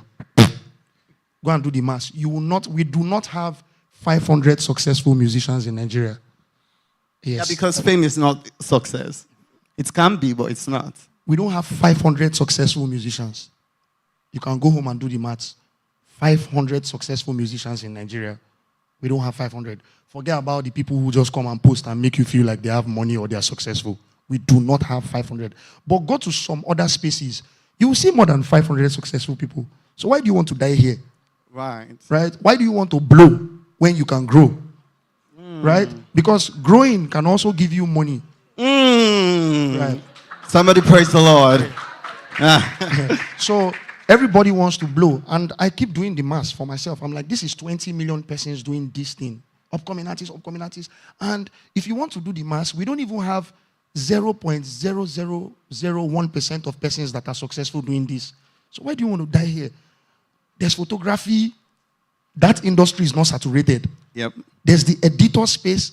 That industry is not saturated because in my space here, we share almost the same editors. So the space is not saturated. And guess what? I have an editor that I know that makes more than 10 million naira every month. I do know someone too. And I know creators that don't make as much as 10 million naira every month. So why do you want to die? Why do you want to become famous? When you can, you can service some other industries. So yeah. Thank you, Nasboy. I'll still ask you one more question because I say it as well that also you can be famous in the industry you're in. There are people who, again, because even those who you see as content creators and as influencers, we're also very scared because I'll tell you, I'm scared. I put my money everywhere. Once I get investment, boom. Even this UBA, I'm coming. I'm going to put my money in places I know that I need to have pension, I need to have insurance, because we've seen the trajectory of people before us come back and say, oh, can you give me money for this health issue? Can you give me money for that health issue? And I say that even we were, nobody, the fame doesn't give you assurance for the future. It can go anytime. And so I say, if you are working in corporate sector, everybody looks up to the people who work in the corporate sector as well. So you can also be successful in your industry. It doesn't necessarily have to be in the arts industry. But again, Nasboy, you have to tell us how to blow. Because I want to blow. No, you don't have to blow. Tell me how to grow to the blow. No. because Nasboy, once he releases a song, right, everybody, the content, it's back to back. I see you create content with so many people. I see you play your music everywhere you go. I see you market it. Is there a plan when you want to release music, or do you just go head on and say, okay, you spoke about sitting down and ideas are coming to your mind, but how do you go head on straight and every content you put out is a hit? It makes hits. So I grew before I blew. Yeah. Okay, Nasboy, tell us how to grow. So how to grow? First off, I would always advise content creators, be unique. There are 1,001 things to do. You don't have to be like Nasboy. Be unique. There are a lot of things to do. You can do a lot of things, right? Because the moment you want to be like me, I'm already occupying the space. You understand? Yeah. It is always fascinating to see new things. It is always fascinating. I give an example the other day. In a runway, right? People think flashy. People think flashy is the new cool, but it's not so. I can come here wearing maybe red, black, shiny clothes, and I walk in and everybody's just looking at me. And I can also come here and wear black, and maybe the black trouser that I'm wearing is attached to the shoe. So in essence, I wore the shoe from my trouser. Like I wore my trouser with my shoe. Okay. I don't think I've ever seen it. Right? Oh, nice. But although I wore red and black, and you. No, so the moment I step in here, I'll be the first person people will look at, because they have never seen it. So I think you should be innovative enough, do your research, look at the industry, look at the places that are not saturated, look at your strength, right? What can I do? Then, then grow, right? Because grow is a process. Me, I was opportune though, but you might not be opportuned. I always say, okay, for example, the skit making industry, right? I will talk about that one because I know about it too much. Right? The content creators I know creators that are famous. I would like to mention names, but I won't. But I've known creators that have been here for like 5 years. They've been here since I came, right? And they've just been there, right? Because they are just creating content. Today they are here, tomorrow they are here. You cannot hold me. You cannot hold these people. You cannot. But there's a Sabinus who is always crying. So we know him for that, right? We know him for his blue shirt. We did not see anybody like Sabinus before he came. There's a Brain Jota who is a nonchalant comedian, right? And he wears green shirts. We had nobody like Brain Jota until he came. And I know that people are always ready to ask me, so what about you? You don't have any? I'm like, hey, be reminded that I was the guy who was mimicking the video. There was no guy like that, right? So I came with that. Luckily, I blew because there was nobody like that. Then after getting attention, I started redirecting my contents. Like I said, I was already growing. I started making contents before the Davido thing happened. So when they gave me attention, I now started, diversifying, creating. I created my Papa Bosco character 3 years ago. I started redefining things. I started understanding that when I step out, people do not call me Nas Boy exactly. They begin to call me Low Budget Obio. So I said I needed a name for myself. I needed a name. I needed to be aside saying Nas Boy, I needed so many characters. I needed people to know me. And now if I go to the streets, people call me different names. Ejike Cambodia, Ike Chuku. Right. So I started creating characters. You've been able to build a brand for yourself. I was able to build a brand. So like I said, you can just, when you're starting content creation, it's easy. It's easy. Identify yourself with, I'm not saying you must have a costume, but you can also have a style that people are very familiar with. Oh, there's a way Enilua does his content. If you see his content, you know that this is his content. It's a lot. Thank you. Yeah. You're not tired of the fight, are you? Okay, but just to be honest, what he's saying that I'm getting as well is consistency is important. Not just consistency. Consistently doing the right thing. Right thing. Consistently doing the right thing. You need to show up in front of people's faces with something particular, and they know you for it, and then you can, redirect that. I want to ensure that we take enough questions, because I know people always have questions when we have conversations like this. But I'm going to now ask Elizonam and Catherine, how do you stay top of mind? Just again, around the room. We say that there are so many people in this space. So how do you always stay top of mind with your audience? Give me practical ways you do it. I think I figured out a way to have my audience crave me. Like we say, it's so exhausting. Like the good sir spoke about the attention span. And I started leveraging on storytelling to sell for brands, because I found, hard selling. You cannot hard sell to people anymore. You have to sell an emotion. And that's how I merged storytelling and selling for brands. But I realized over time now, everybody adopted the style. Everyone was, creating skits with stories to sell for brands. So I knew I had to pivot just like any other business. And luckily, I'm multifaceted. So I'll decide this month, I'm just going to move away from these skits and I'm going to sing. Right? Next time, I just got into philanthropy, and that's what I do. And then I'm going to go into empowerment. I am very strong on gender-based violence. I'm an advocate for sexual reproductive health rights. I'm always doing something new. I'm not just like, here she is again with another skit. Oh, gosh, it's a nice and lovely. Oh, it's a happy skit. Tomorrow, I'm on the streets, human rights, and then I'm always doing something fresh, and that keeps my audience, the attention is there. So that I think that's how I have been able to Stay on top of mind. Stay on top Okay, of mind. hello, how do you stay top of mind? Okay, so I've been doing content creation since 2017, right? And it's a series of choices that I've made has gotten me to this point. I've discovered that because content creation is hard, it's tough, at some point you will burn out. You will burn out. Expect it to happen, embrace it. You will burn out. So it took me a while to recognize, how to deal with my burnouts, but I've found a way. So what I do is honestly, tell us. sometimes you don't realize you're burnt out. Things are not just working, the ideas are not just coming. Even if they come, the execution is flawed. Nothing is working, you're tired all the time, you're in a burnout. What I typically do is I just step away from the work. I go and do whatever it is that I like to do. I eat ice cream, I watch a plethora of movies, I travel, or I go partying, or I spend time with friends or family. Just indulge in real life and just relax. Don't think about it. Do what you love, and then later come back. For me, I've had so many burnouts that doing that is not just enough. I now sit with myself to the point where I am tired of sitting with myself. The need to do something now outweighs the weight of the burnout. So I stand up and I create. And now that has its seasons, right? So I know that during the burnout, I'll go back and then think about some other ideas, right? And as you've said, I constantly change. I create new stuff. I'm always fighting myself to create new stuff.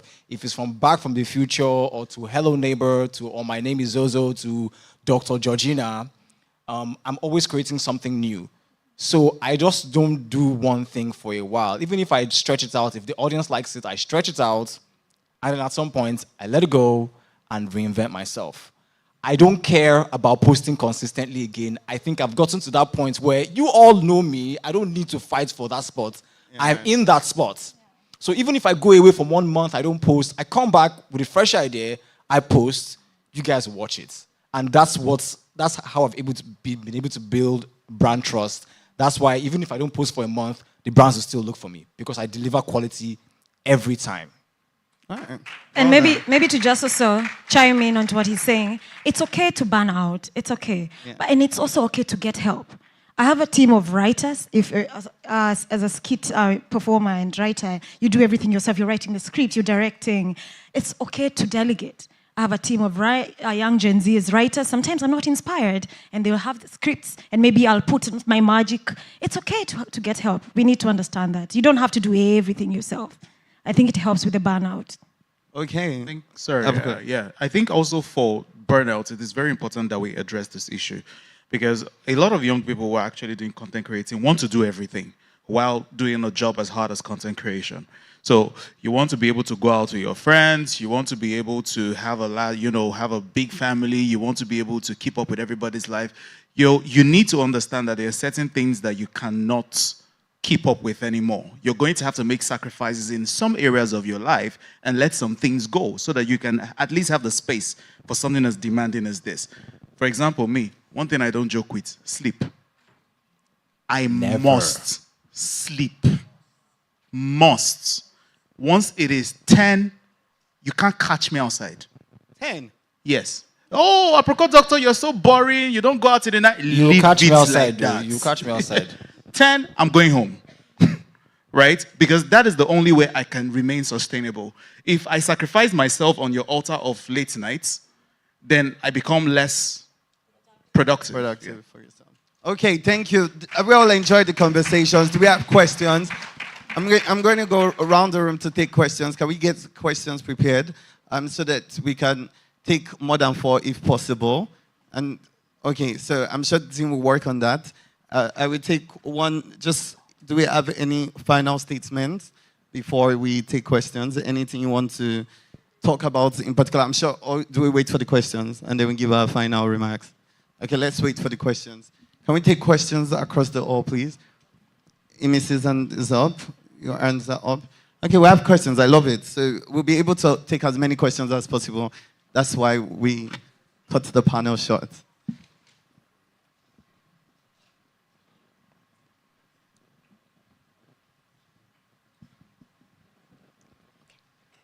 Okay. Good morning, everyone. Good morning. My name is my name is Fumi Akambi. I work with UBA. I'm the Chief of Staff to the Director of Resources. Thank you so much, panel. We've learned so much. So my question borders around AI and the pros and cons of AI in relation to content creation. Mr. Lampe, in his closing remark, did touch on authenticity, and he also mentioned how AI can drive content.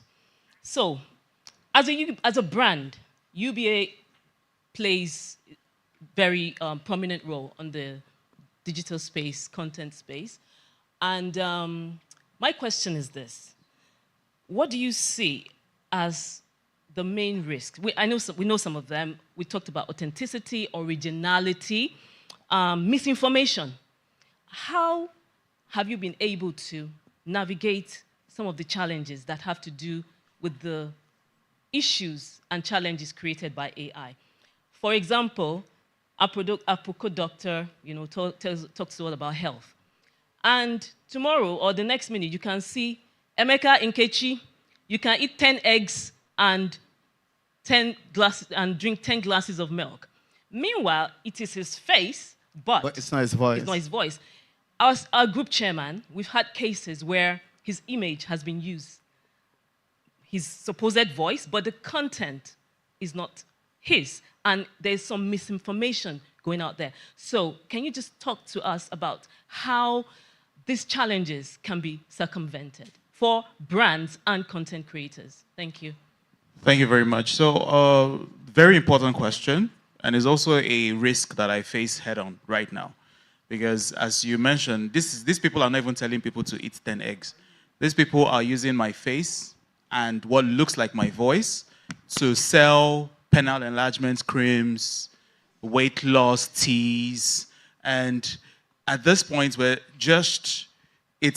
the people in the comment section that are telling them, oh, this is not a Aproko Doctor. But guess what they do? They switch off the comments. So the people who are now reaching out to these people are people who are interested in those products. And then they come to me and say, Aproko Doctor, your drug was not working. And I'm like, I don't sell that. Now, that's one. And this particular challenge has actually forced us to go back to the drawing table and think, how are we able to circumvent things like this? One of the responsibility belongs with the platforms on which this AI, misrepresentation is very, very serious risk. But I feel that when all the key players in this industry come together, we're able to build a solution. If we rely on just the creators of this content, you can see creators of the content are not really the key players in this particular problem solving. So the platforms, building solutions, I think we'll be able to help deal with that. Right. Did that answer your question?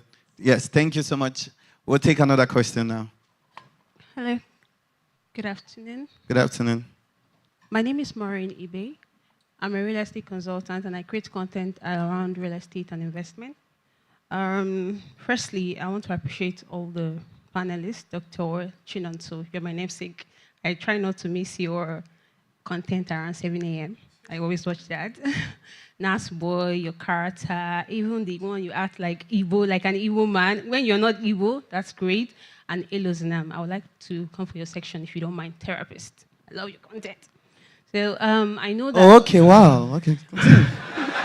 Go on, that's your. Go on. I know there are a lot of small, I won't say small, growing influencers around here that create content. And I have this question that really bother me a lot because I do reach out to some of these content creators for collaboration. So I just wrote them down. How do you collaborate with influencers when you don't have the budget to pay yet, but you still want to make it a win-win and not come off as asking for free promotion, but you just want, you have your audience, you just want, okay, please just feature me in one of your stuff so that at least people can see me and see what I'm doing. So how do you collaborate with influencers or content creators like us? Okay, Ella, do you want to take that? So this is never an easy question to answer, but I'll tell you the truth. People like me, even I, till now, have a problem collaborating with certain actors and influencers. It's a problem that you can hardly escape, but I will tell you this for free. If you want to increase your chances of getting anybody to collaborate with you, you have to ask yourself what you're bringing to the table, right? Are you producing the work? Are you going to organize camera and crew? Is the work that you're going to put these people in, is it impeccable? Is it nice? Is it something that they want to be in? Is it high value, right? If your content is fantastic, people will want to jump on it. That's right. Right? So you have to focus on the quality of the content and let them even come to you. Let them say, oh, hey, I love your work. I want to be in your therapy session. See how you just asked me now? Because the work is good. You want to be in it. So you have to create that value for people not to be able to say no. Right, thank you. Anybody wants to add anything else? I think he's right. It's about value. What value are you bringing? And trust me, even us who've put in the work over the years, there are people I want to create with, but I know unless I have something to bring on the table, my DM is going to be dry. You know, right. I'm left on red because they look at you and they're like, okay, she's doing well, but not on my level yet. Because they've put in the work. So same for you, you still have to put in the work, and it's even much better when they come for you. You know, just think of it of them coming to you and not the other way around. Yeah. So continue putting in the work. Yeah. To add to that, I would say exchange of value. That's one of the reasons why I collaborate. I promise you that if you send me a DM, I'll ignore it. I have to be that blunt. I will not answer you.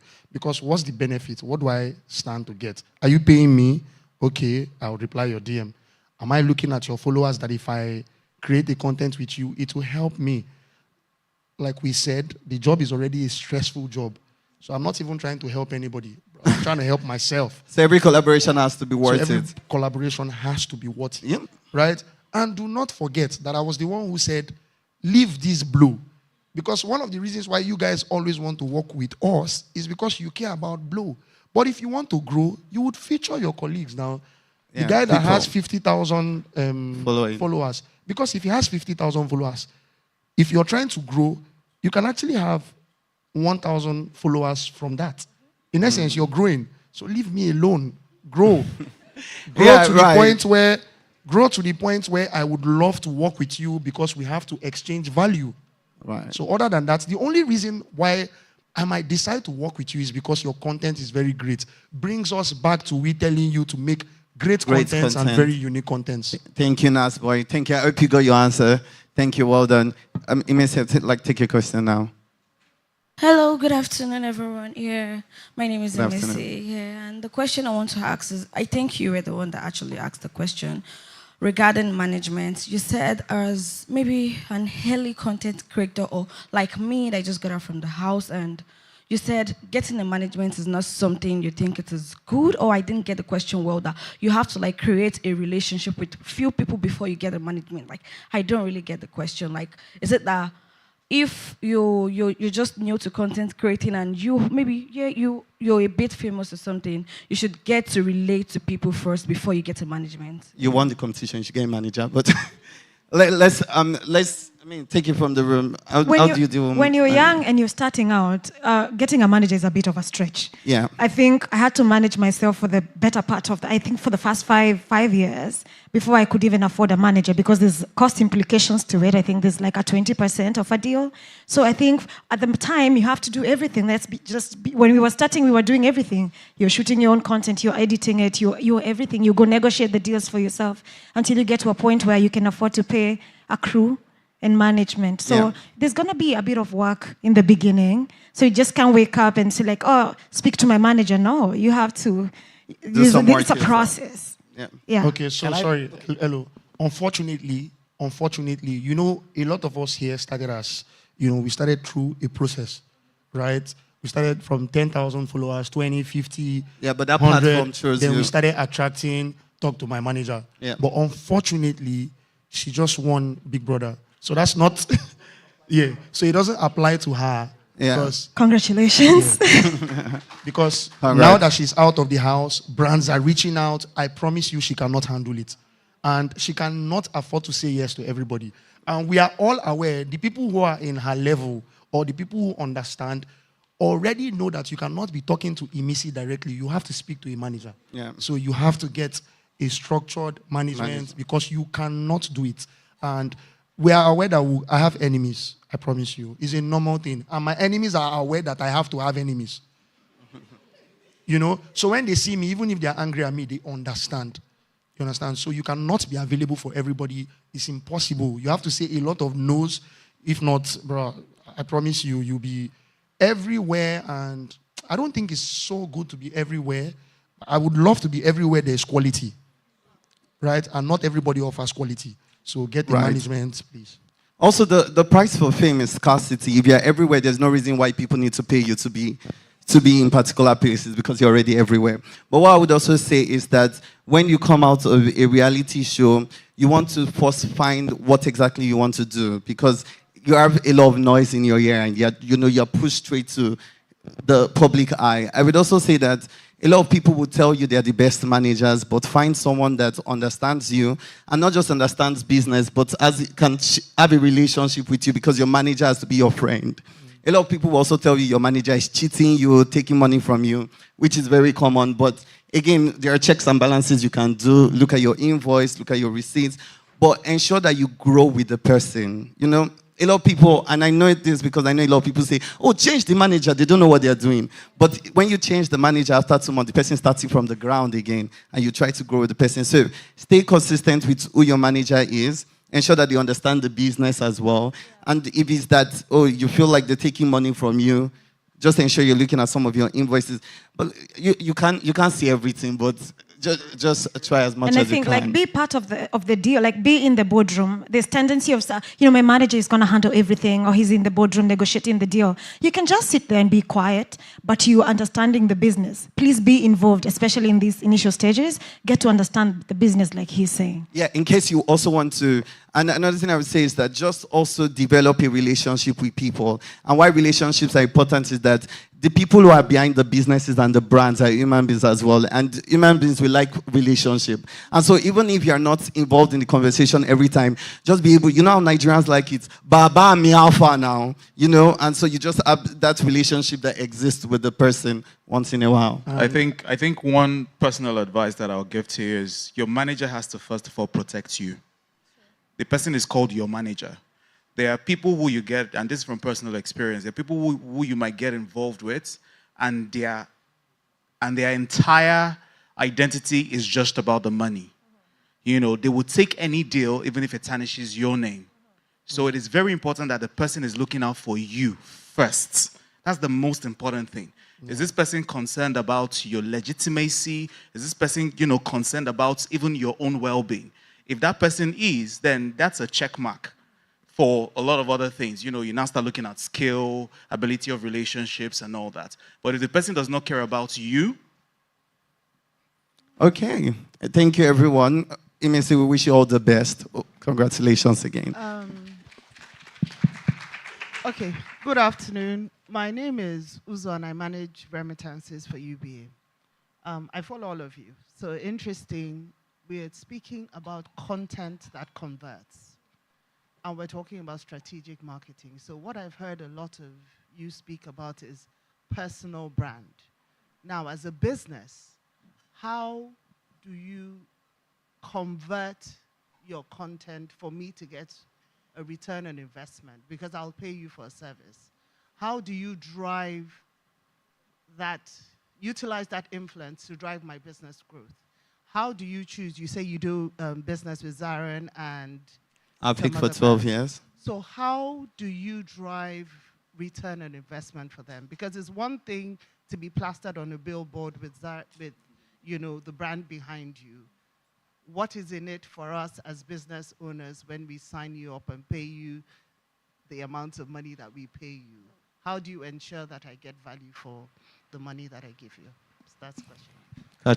I think for me, for example, with Hapik, it was a relationship that started way back when I was on Kenyan TV. I was on a TV show for 8 years. So I had already, I'm very young. I'd already built trust with the brands and also with the community, which is very, very important. And I think that consistency, when a business gives you money as an influencer or as a content creator, you have this responsibility. You might not, maybe the objective is engagement. You need to understand I need to understand the business, what the objective is. Do they want to convert? Do they want just engagement? Or do they want awareness? I'm in a position to advise a business and tell them if it's a new business, maybe you're looking at awareness. Because sometimes they have very false hopes, like, oh, Kate has this 1 million followers. If I get her, I'm going to convert maybe 10%. Sometimes it's not a reality because it's repetitive. Influencer market is repetitive for you to get your ROI. So I'm in a position to advise a brand the right, maybe even platforms to be on, how often they need to advertise, the kind of content they need to create. It's not just about cutting a check and moving. I work with smaller brands as well. So many. Styling shops, and I'm very, very involved with them because it's so satisfying seeing them grow. The same way I treat the big brands, the same way I work with the, big brands and growing brands. I give them reports. For example, if they come back, they say, we didn't sell, but I got a number of followers. I'm like, I'm going to do a free post for you. Let's see how it does. So it's a relationship that I'm continuously and consciously creating with the businesses that I'm working with. Okay, does anybody have anything? Hello? Okay, so I would say this. Social media and influencer marketing is an ever-changing space. Right. It's not how it was in 2020 or in 2015 when Nigeria just kind of got into it. Before, an influencer would just post a video about a brand, and the next thing, the brand will go from 1,000 followers to 10,000 in a day. It doesn't work that way anymore. Now, the brands, and people are very finicky when it comes to ads. When they see an ad, they're very, they just jump and pass. Now you have to trick them with proper storytelling, with hooks, to get them to actually watch your content and see the ad. So we have to constantly evolve how we represent brands. And one way that has to or works now is the brands have to partner with the influencers long term. One video or one engagement doesn't cut it anymore. Whether it is for sales, whether it's for engagement, it doesn't cut it. I've been a Premier Cool ambassador for the last 4 years. And Premier Cool's sales, at least they tell me, their sales skyrocketed, I think the second year after we started. We started getting reports. I would walk on the streets. Me, I don't think I can be. I don't think I'm relatable to the average, to a bus conductor. But the bus conductor will see me on the street and say, you, my guy, Premier Cool, I use your soap. So I get feedback from the streets. So the brands have to partner. You have to pick your influencer or your ambassador very carefully and work over time and grow together. Yeah. That is when you will see proper ROI. Yeah. I agree. I think that's one of the most important things that brands forget. Ensure that you pick your person and go long-term with them. And people now see the person and also are just familiar with the brand all the time. So does that answer the question? Thank you. Okay, we have a question there. Yeah, hi guys, what's up? So obviously I wanted to just come back to the topic about the burnout.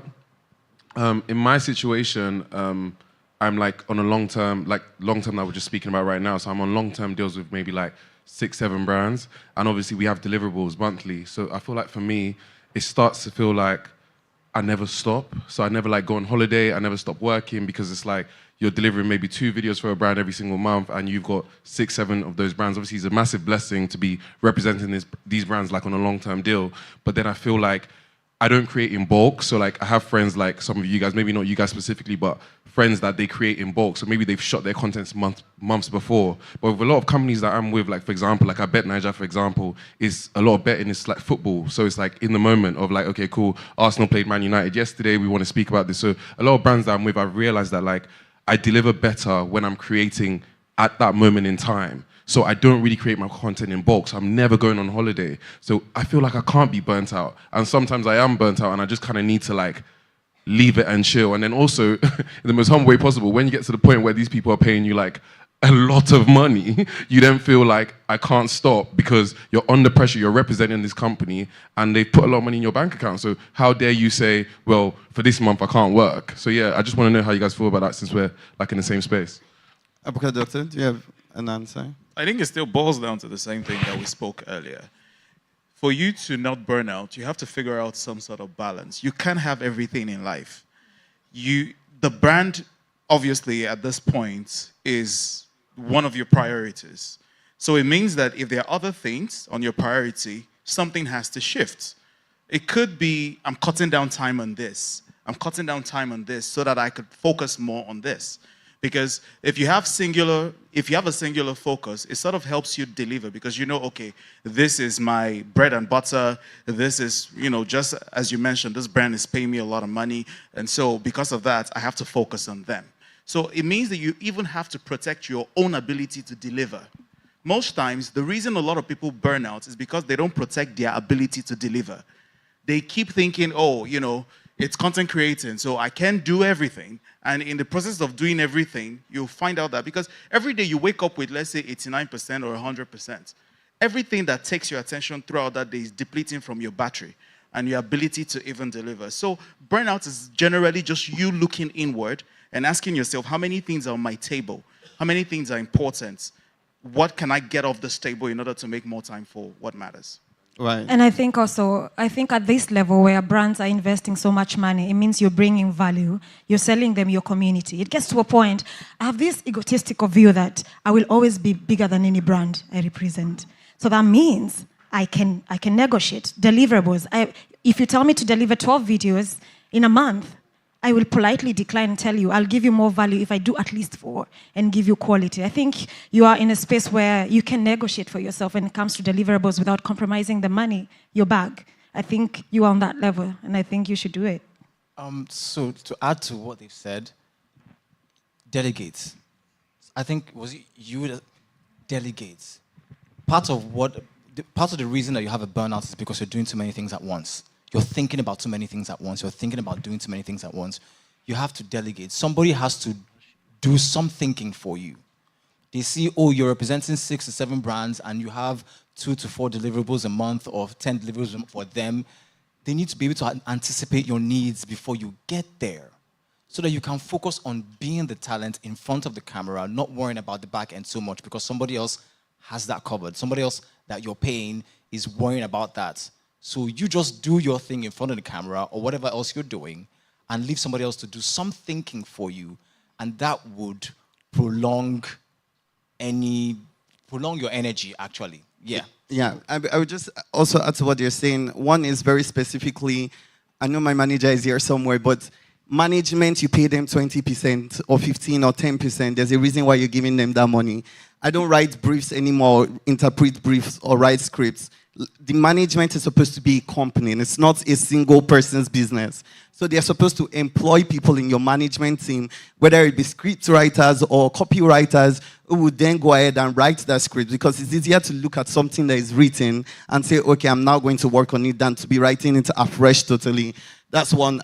2 is, when it comes to, maybe also what you want to do is that if 6, 7 brands can afford you, you may need to increase your money, how much you're charging, because for 7 brands to be able to pay you long term, it means that maybe what you're doing could also be that you're accepting small bits, and then it comes cumulative together. So you will increase the money so then you get less deliverables, because now they cannot afford as many deliverables as they would like. So that's another important thing to do. Quality over quantity. Yes, quality over. And again, once you reach a certain level, you're also able to, say certain things that, okay, I can't do 12. And it's okay to leave money on the table sometimes. And the same applies to business brands. Burnout is also real in business brands. Please, if you can, for your business, delegate as well. Get a videographer, get a script writer. You don't have to do it all by yourself, because it's real on both ends. Yeah.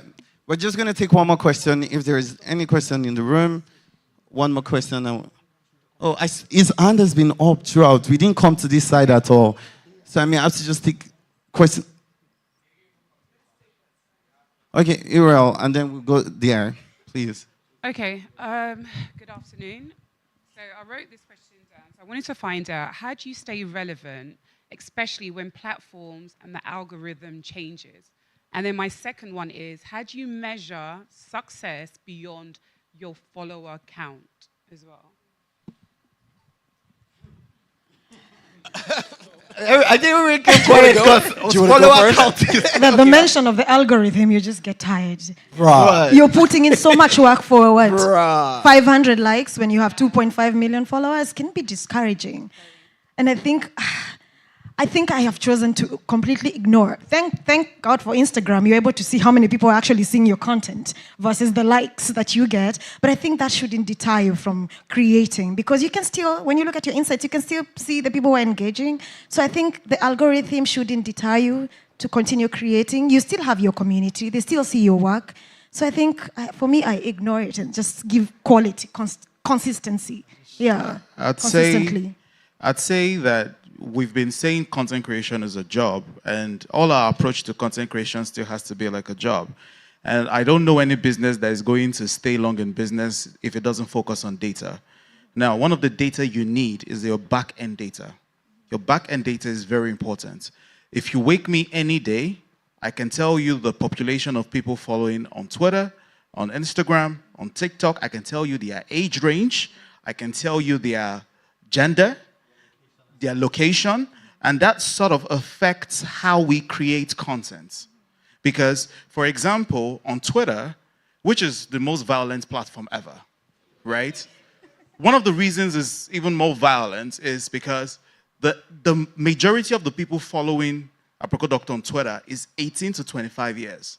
That's the majority. And they're mostly male, 70% male, right? So I'm going to have a different reaction on that platform than Facebook, for instance, where the majority of the people following are between 25 to 34 and 35 to 44, and a majority female. So you can see that these two different platforms have two different demographics. And because the demographics are different, you're going to be fighting a constant battle if you think the algorithm is against you. No, it has never changed. The thing is, you need to find out what your audience is interested in. Because the beautiful thing about satisfying the needs of your audience is that your audience now become your advocates. So your audience go about telling other people about your content and dragging their friends and followers to your page. For example, there are people who have made it their life's work to always post Aproko Doctor's content on their WhatsApp status. We don't ask them to do it, but they are disturbing their friends, they are disturbing their families because we consistently solve their problems. So leave the algorithm. The algorithm will constantly change because the platforms are there to make money also. It's focused on your audience, find out what they really want, listen to them, and you consistently stay in business. Okay, you asked a question about follower count and success, right? Good. How many followers do you have on Instagram? 3.2 million. How many followers? 2.5 million. How many followers? 2.4. How many followers? Instagram. And you guys are very successful in your own right. I haven't hit 1 million. Oh, wow. I've been creating content since 2017, and I have not hit 1 million. And that doesn't mean you're not successful. Exactly. And it's not for lack of trying. But I have worked with a lot of brands since I started. So your follower count is not, I don't think it's a measure of success. There are some people today that are 100K followers, 200K followers, and they know what they want to do. And they're doing it very well. They're not trying to be what they are not. They're staying true to themselves, and they're building a community from these small people that are following them. And those people are constantly engaging. High engagement. And if a brand can see that and say, okay, if I put my brand here, out of these 200,000 people, I guarantee that 20,000 people will see this, as opposed to maybe a 2.5 billion follower count and they're not really engaging. Do you get? They will go for that. Right, thank you. But if you do want to increase the follower count, you need to collaborate with people. I think is the fastest way. You'll get introduced to their audience as well. We're going to take one last question. All right, so we'll take questions from our online viewers. And this is for Elozonam. This is Victor from Lagos. He says, how do you keep your audience engaged through storytelling without losing authenticity? Okay, one minute, because as we take online viewers, I want to take that person because he was the very first person to raise his hand. So just 1 minute to answer. Look at him. No, let's answer this question. You can go ahead, Elizabeth. Okay, so how do I stay authentic? Yes. How do you keep your audience engaged through storytelling without losing authenticity? I don't try to be anything that I'm not. I'm not going to try to be a Brother Shaggy. If you hear me speak pidgin, you guys will laugh. So I'm not going to try to do that. I'm going to stay true to myself and then also try to tell stories that everybody or people can relate to. If I'm talking to women, women can relate to this story. If I'm talking to guys, guys can relate to this. I try to be as relatable as possible while adding a lot of me inside it. I like sci-fi stuff. I grew up watching American directors. I like to create my content like it's film. I want people to get a sense that they're watching a movie when they're watching my content. And that's what I do to stay authentic. Thank you, Elo. Is there any other question from our online viewers? Okay, this is for Catherine. It says, this is Papa from Kenya, and he's asking, what does influence mean to you beyond social media numbers? Oh, it's tough. It means using my voice to cause change, not just to make money, to influence decisions, especially those that affect women. So for me, it's just a voice for the voiceless. Thank you, Catherine. She's using her voice to effect change in the society as well. Is there any other question? Okay, one last question, and this is for Aproko Doctor. How do you manage misinformation online in your niche? This is Antoine from Gabon. By just being louder than the misinformation. Because you can't control what other people do. However, you can control what you say. So the amount of research that goes into the work is also very important, and just call out misinformation when you see it. Thank you. Okay, so we'll take the last question. Hi, my name is Chiwi Kim. Thank you very much for the insightful conversation to everyone. My question is, would you advise people who are new entrants into this industry to look for quality niches? Like, would you rather ask them to do more research into niches they think might blow, or you'd, sorry, I said blow, sorry. Or you'd have them actually do normal stuff, basic stuff, and then have them grow? Like, would you rather have them research deeper into trying to, because you said everybody's doing almost the same thing, especially in this country, right? So would you have them research more about things they can do? Because you said there's a million things and unique ways you can do them, or you just have them grow doing basic stuff and... Right, last point. Do you want to answer that quickly? Yes, for him.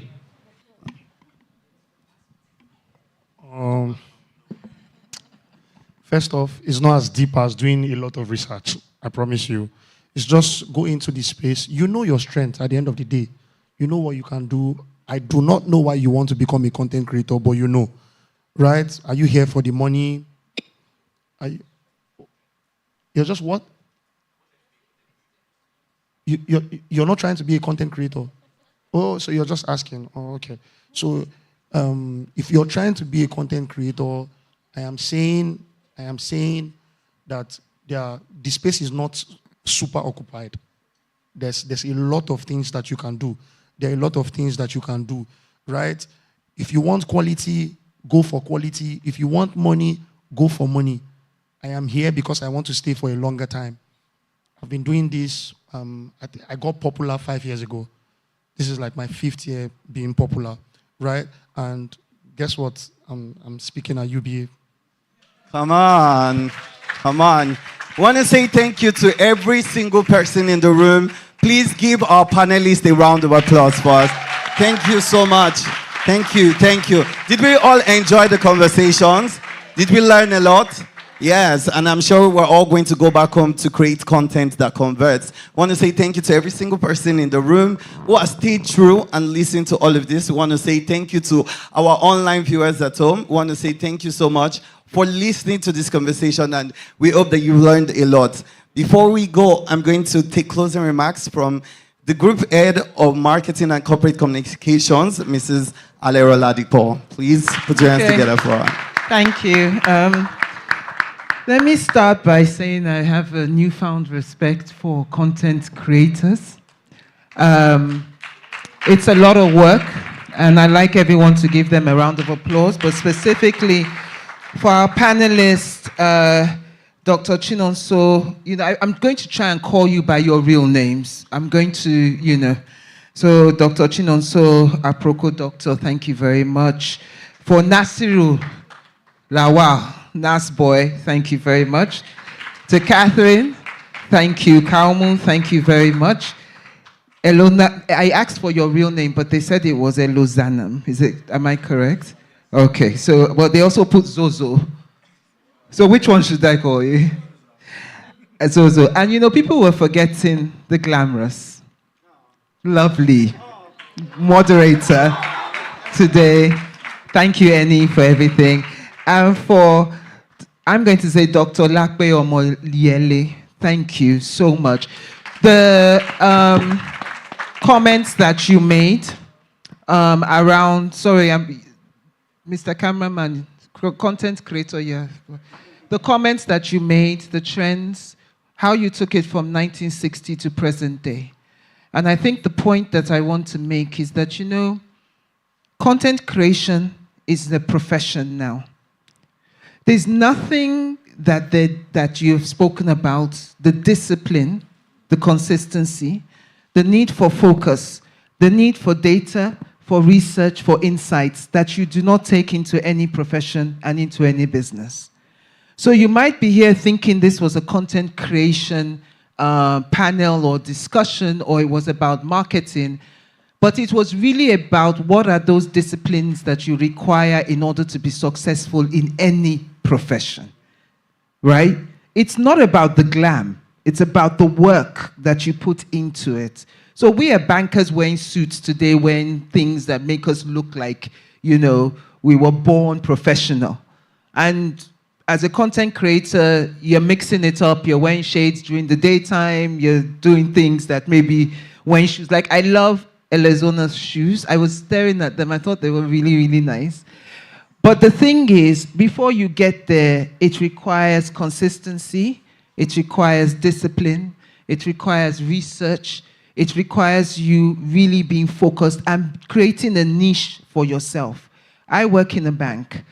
I'm trained as a lawyer. I never practiced law one day. And even though I work in a bank, I work in marketing and corporate communications. I didn't read finance. And if you go through a lot of people that are professionally working in banks, they're not doing the same. So my point is simple. Take it as a profession. Be disciplined. Take the core nuggets that have been shared today by these brilliant people. And I love the statement. No professional should start off with the mindset that they want to blow. You will not blow. You need to start off with the mindset that you want to grow. That's the only way you're going to get to the top. And I can't but also thank UBA as a brand. I know I work for the brand, so maybe I'm thanking myself, but I don't think it's just about me. It's about the leadership seeing that having conversations like this are important, not just from a brand perspective, but for the growth of our country and economy or wherever you're sitting. So it's not really just about whether we're projecting a brand. It's about actually instilling knowledge in people, whatever business. So I want you to give a round of applause to UBA and UBA's leadership. Now, the business series has been running now since last year, and we've had a lot of topics, and we will continue to do this with the support of our leadership team. And we think it's like this conversation, to be honest with you, I'm thinking as a marketing and corporate, I could have like a 2-day or 3-day seminar, breaking it up into bits. Just that conversation just that question on AI alone, by the time you start dissecting it, the question on data and research, the question about likes and so on, the question about the evolution of marketing strategy. If you really get into it and understand that content has always been there, it's just evolved, and so have the platforms and the people, right? You'll be amazed at how much knowledge you gain and how much growth you also gain. So, thank you very much, everyone. Thank you. And thank you for everyone that's viewing. Thank you so much. And I know we have a little bit of a cocktail afterwards, so please, I would like people to stay, mingle. Growth is also about relationships. I wasn't sure who asked that question. I think it was Annie that mentioned it at some point, said something about relationships being very important. And I want to just end my statement by saying there was something that came through very strongly. For you to be successful, add value, right? And it doesn't matter where you are or what you're doing. Think about the value that you're adding to society, and success will come your way. Thank you.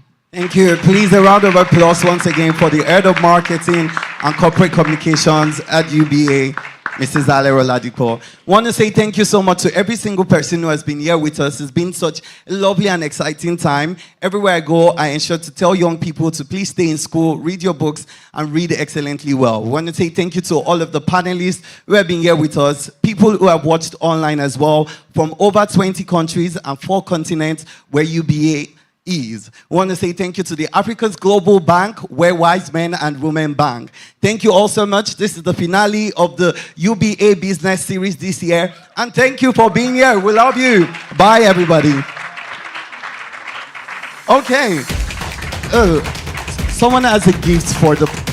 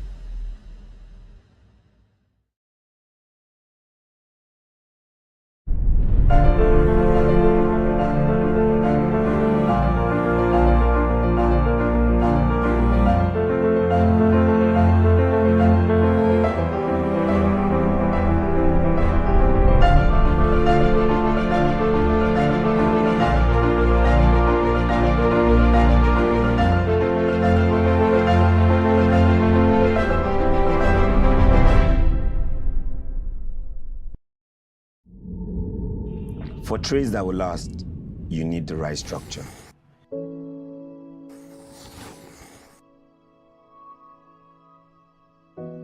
For a business that will work, you need the right support.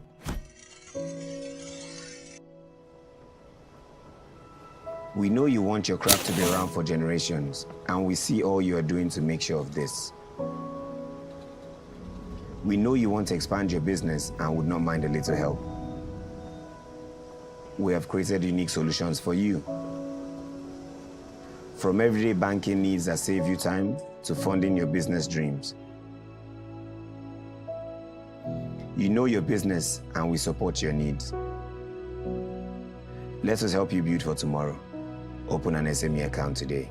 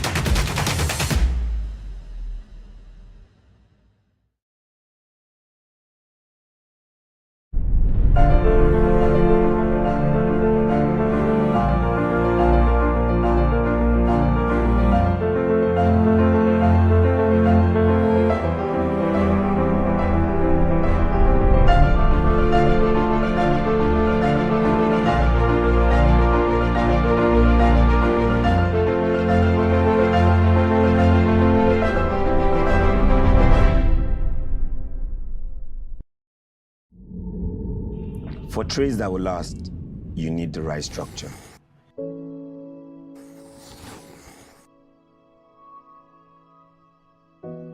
For a business that will work, you need the right support.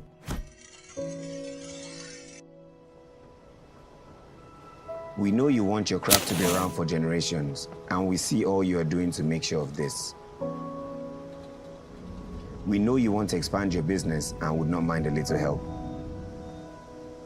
We have created unique solutions for you. From everyday banking needs that save you time to funding your business dreams. You know your business and we support your needs. Let us help you build for tomorrow. Open an SME account today.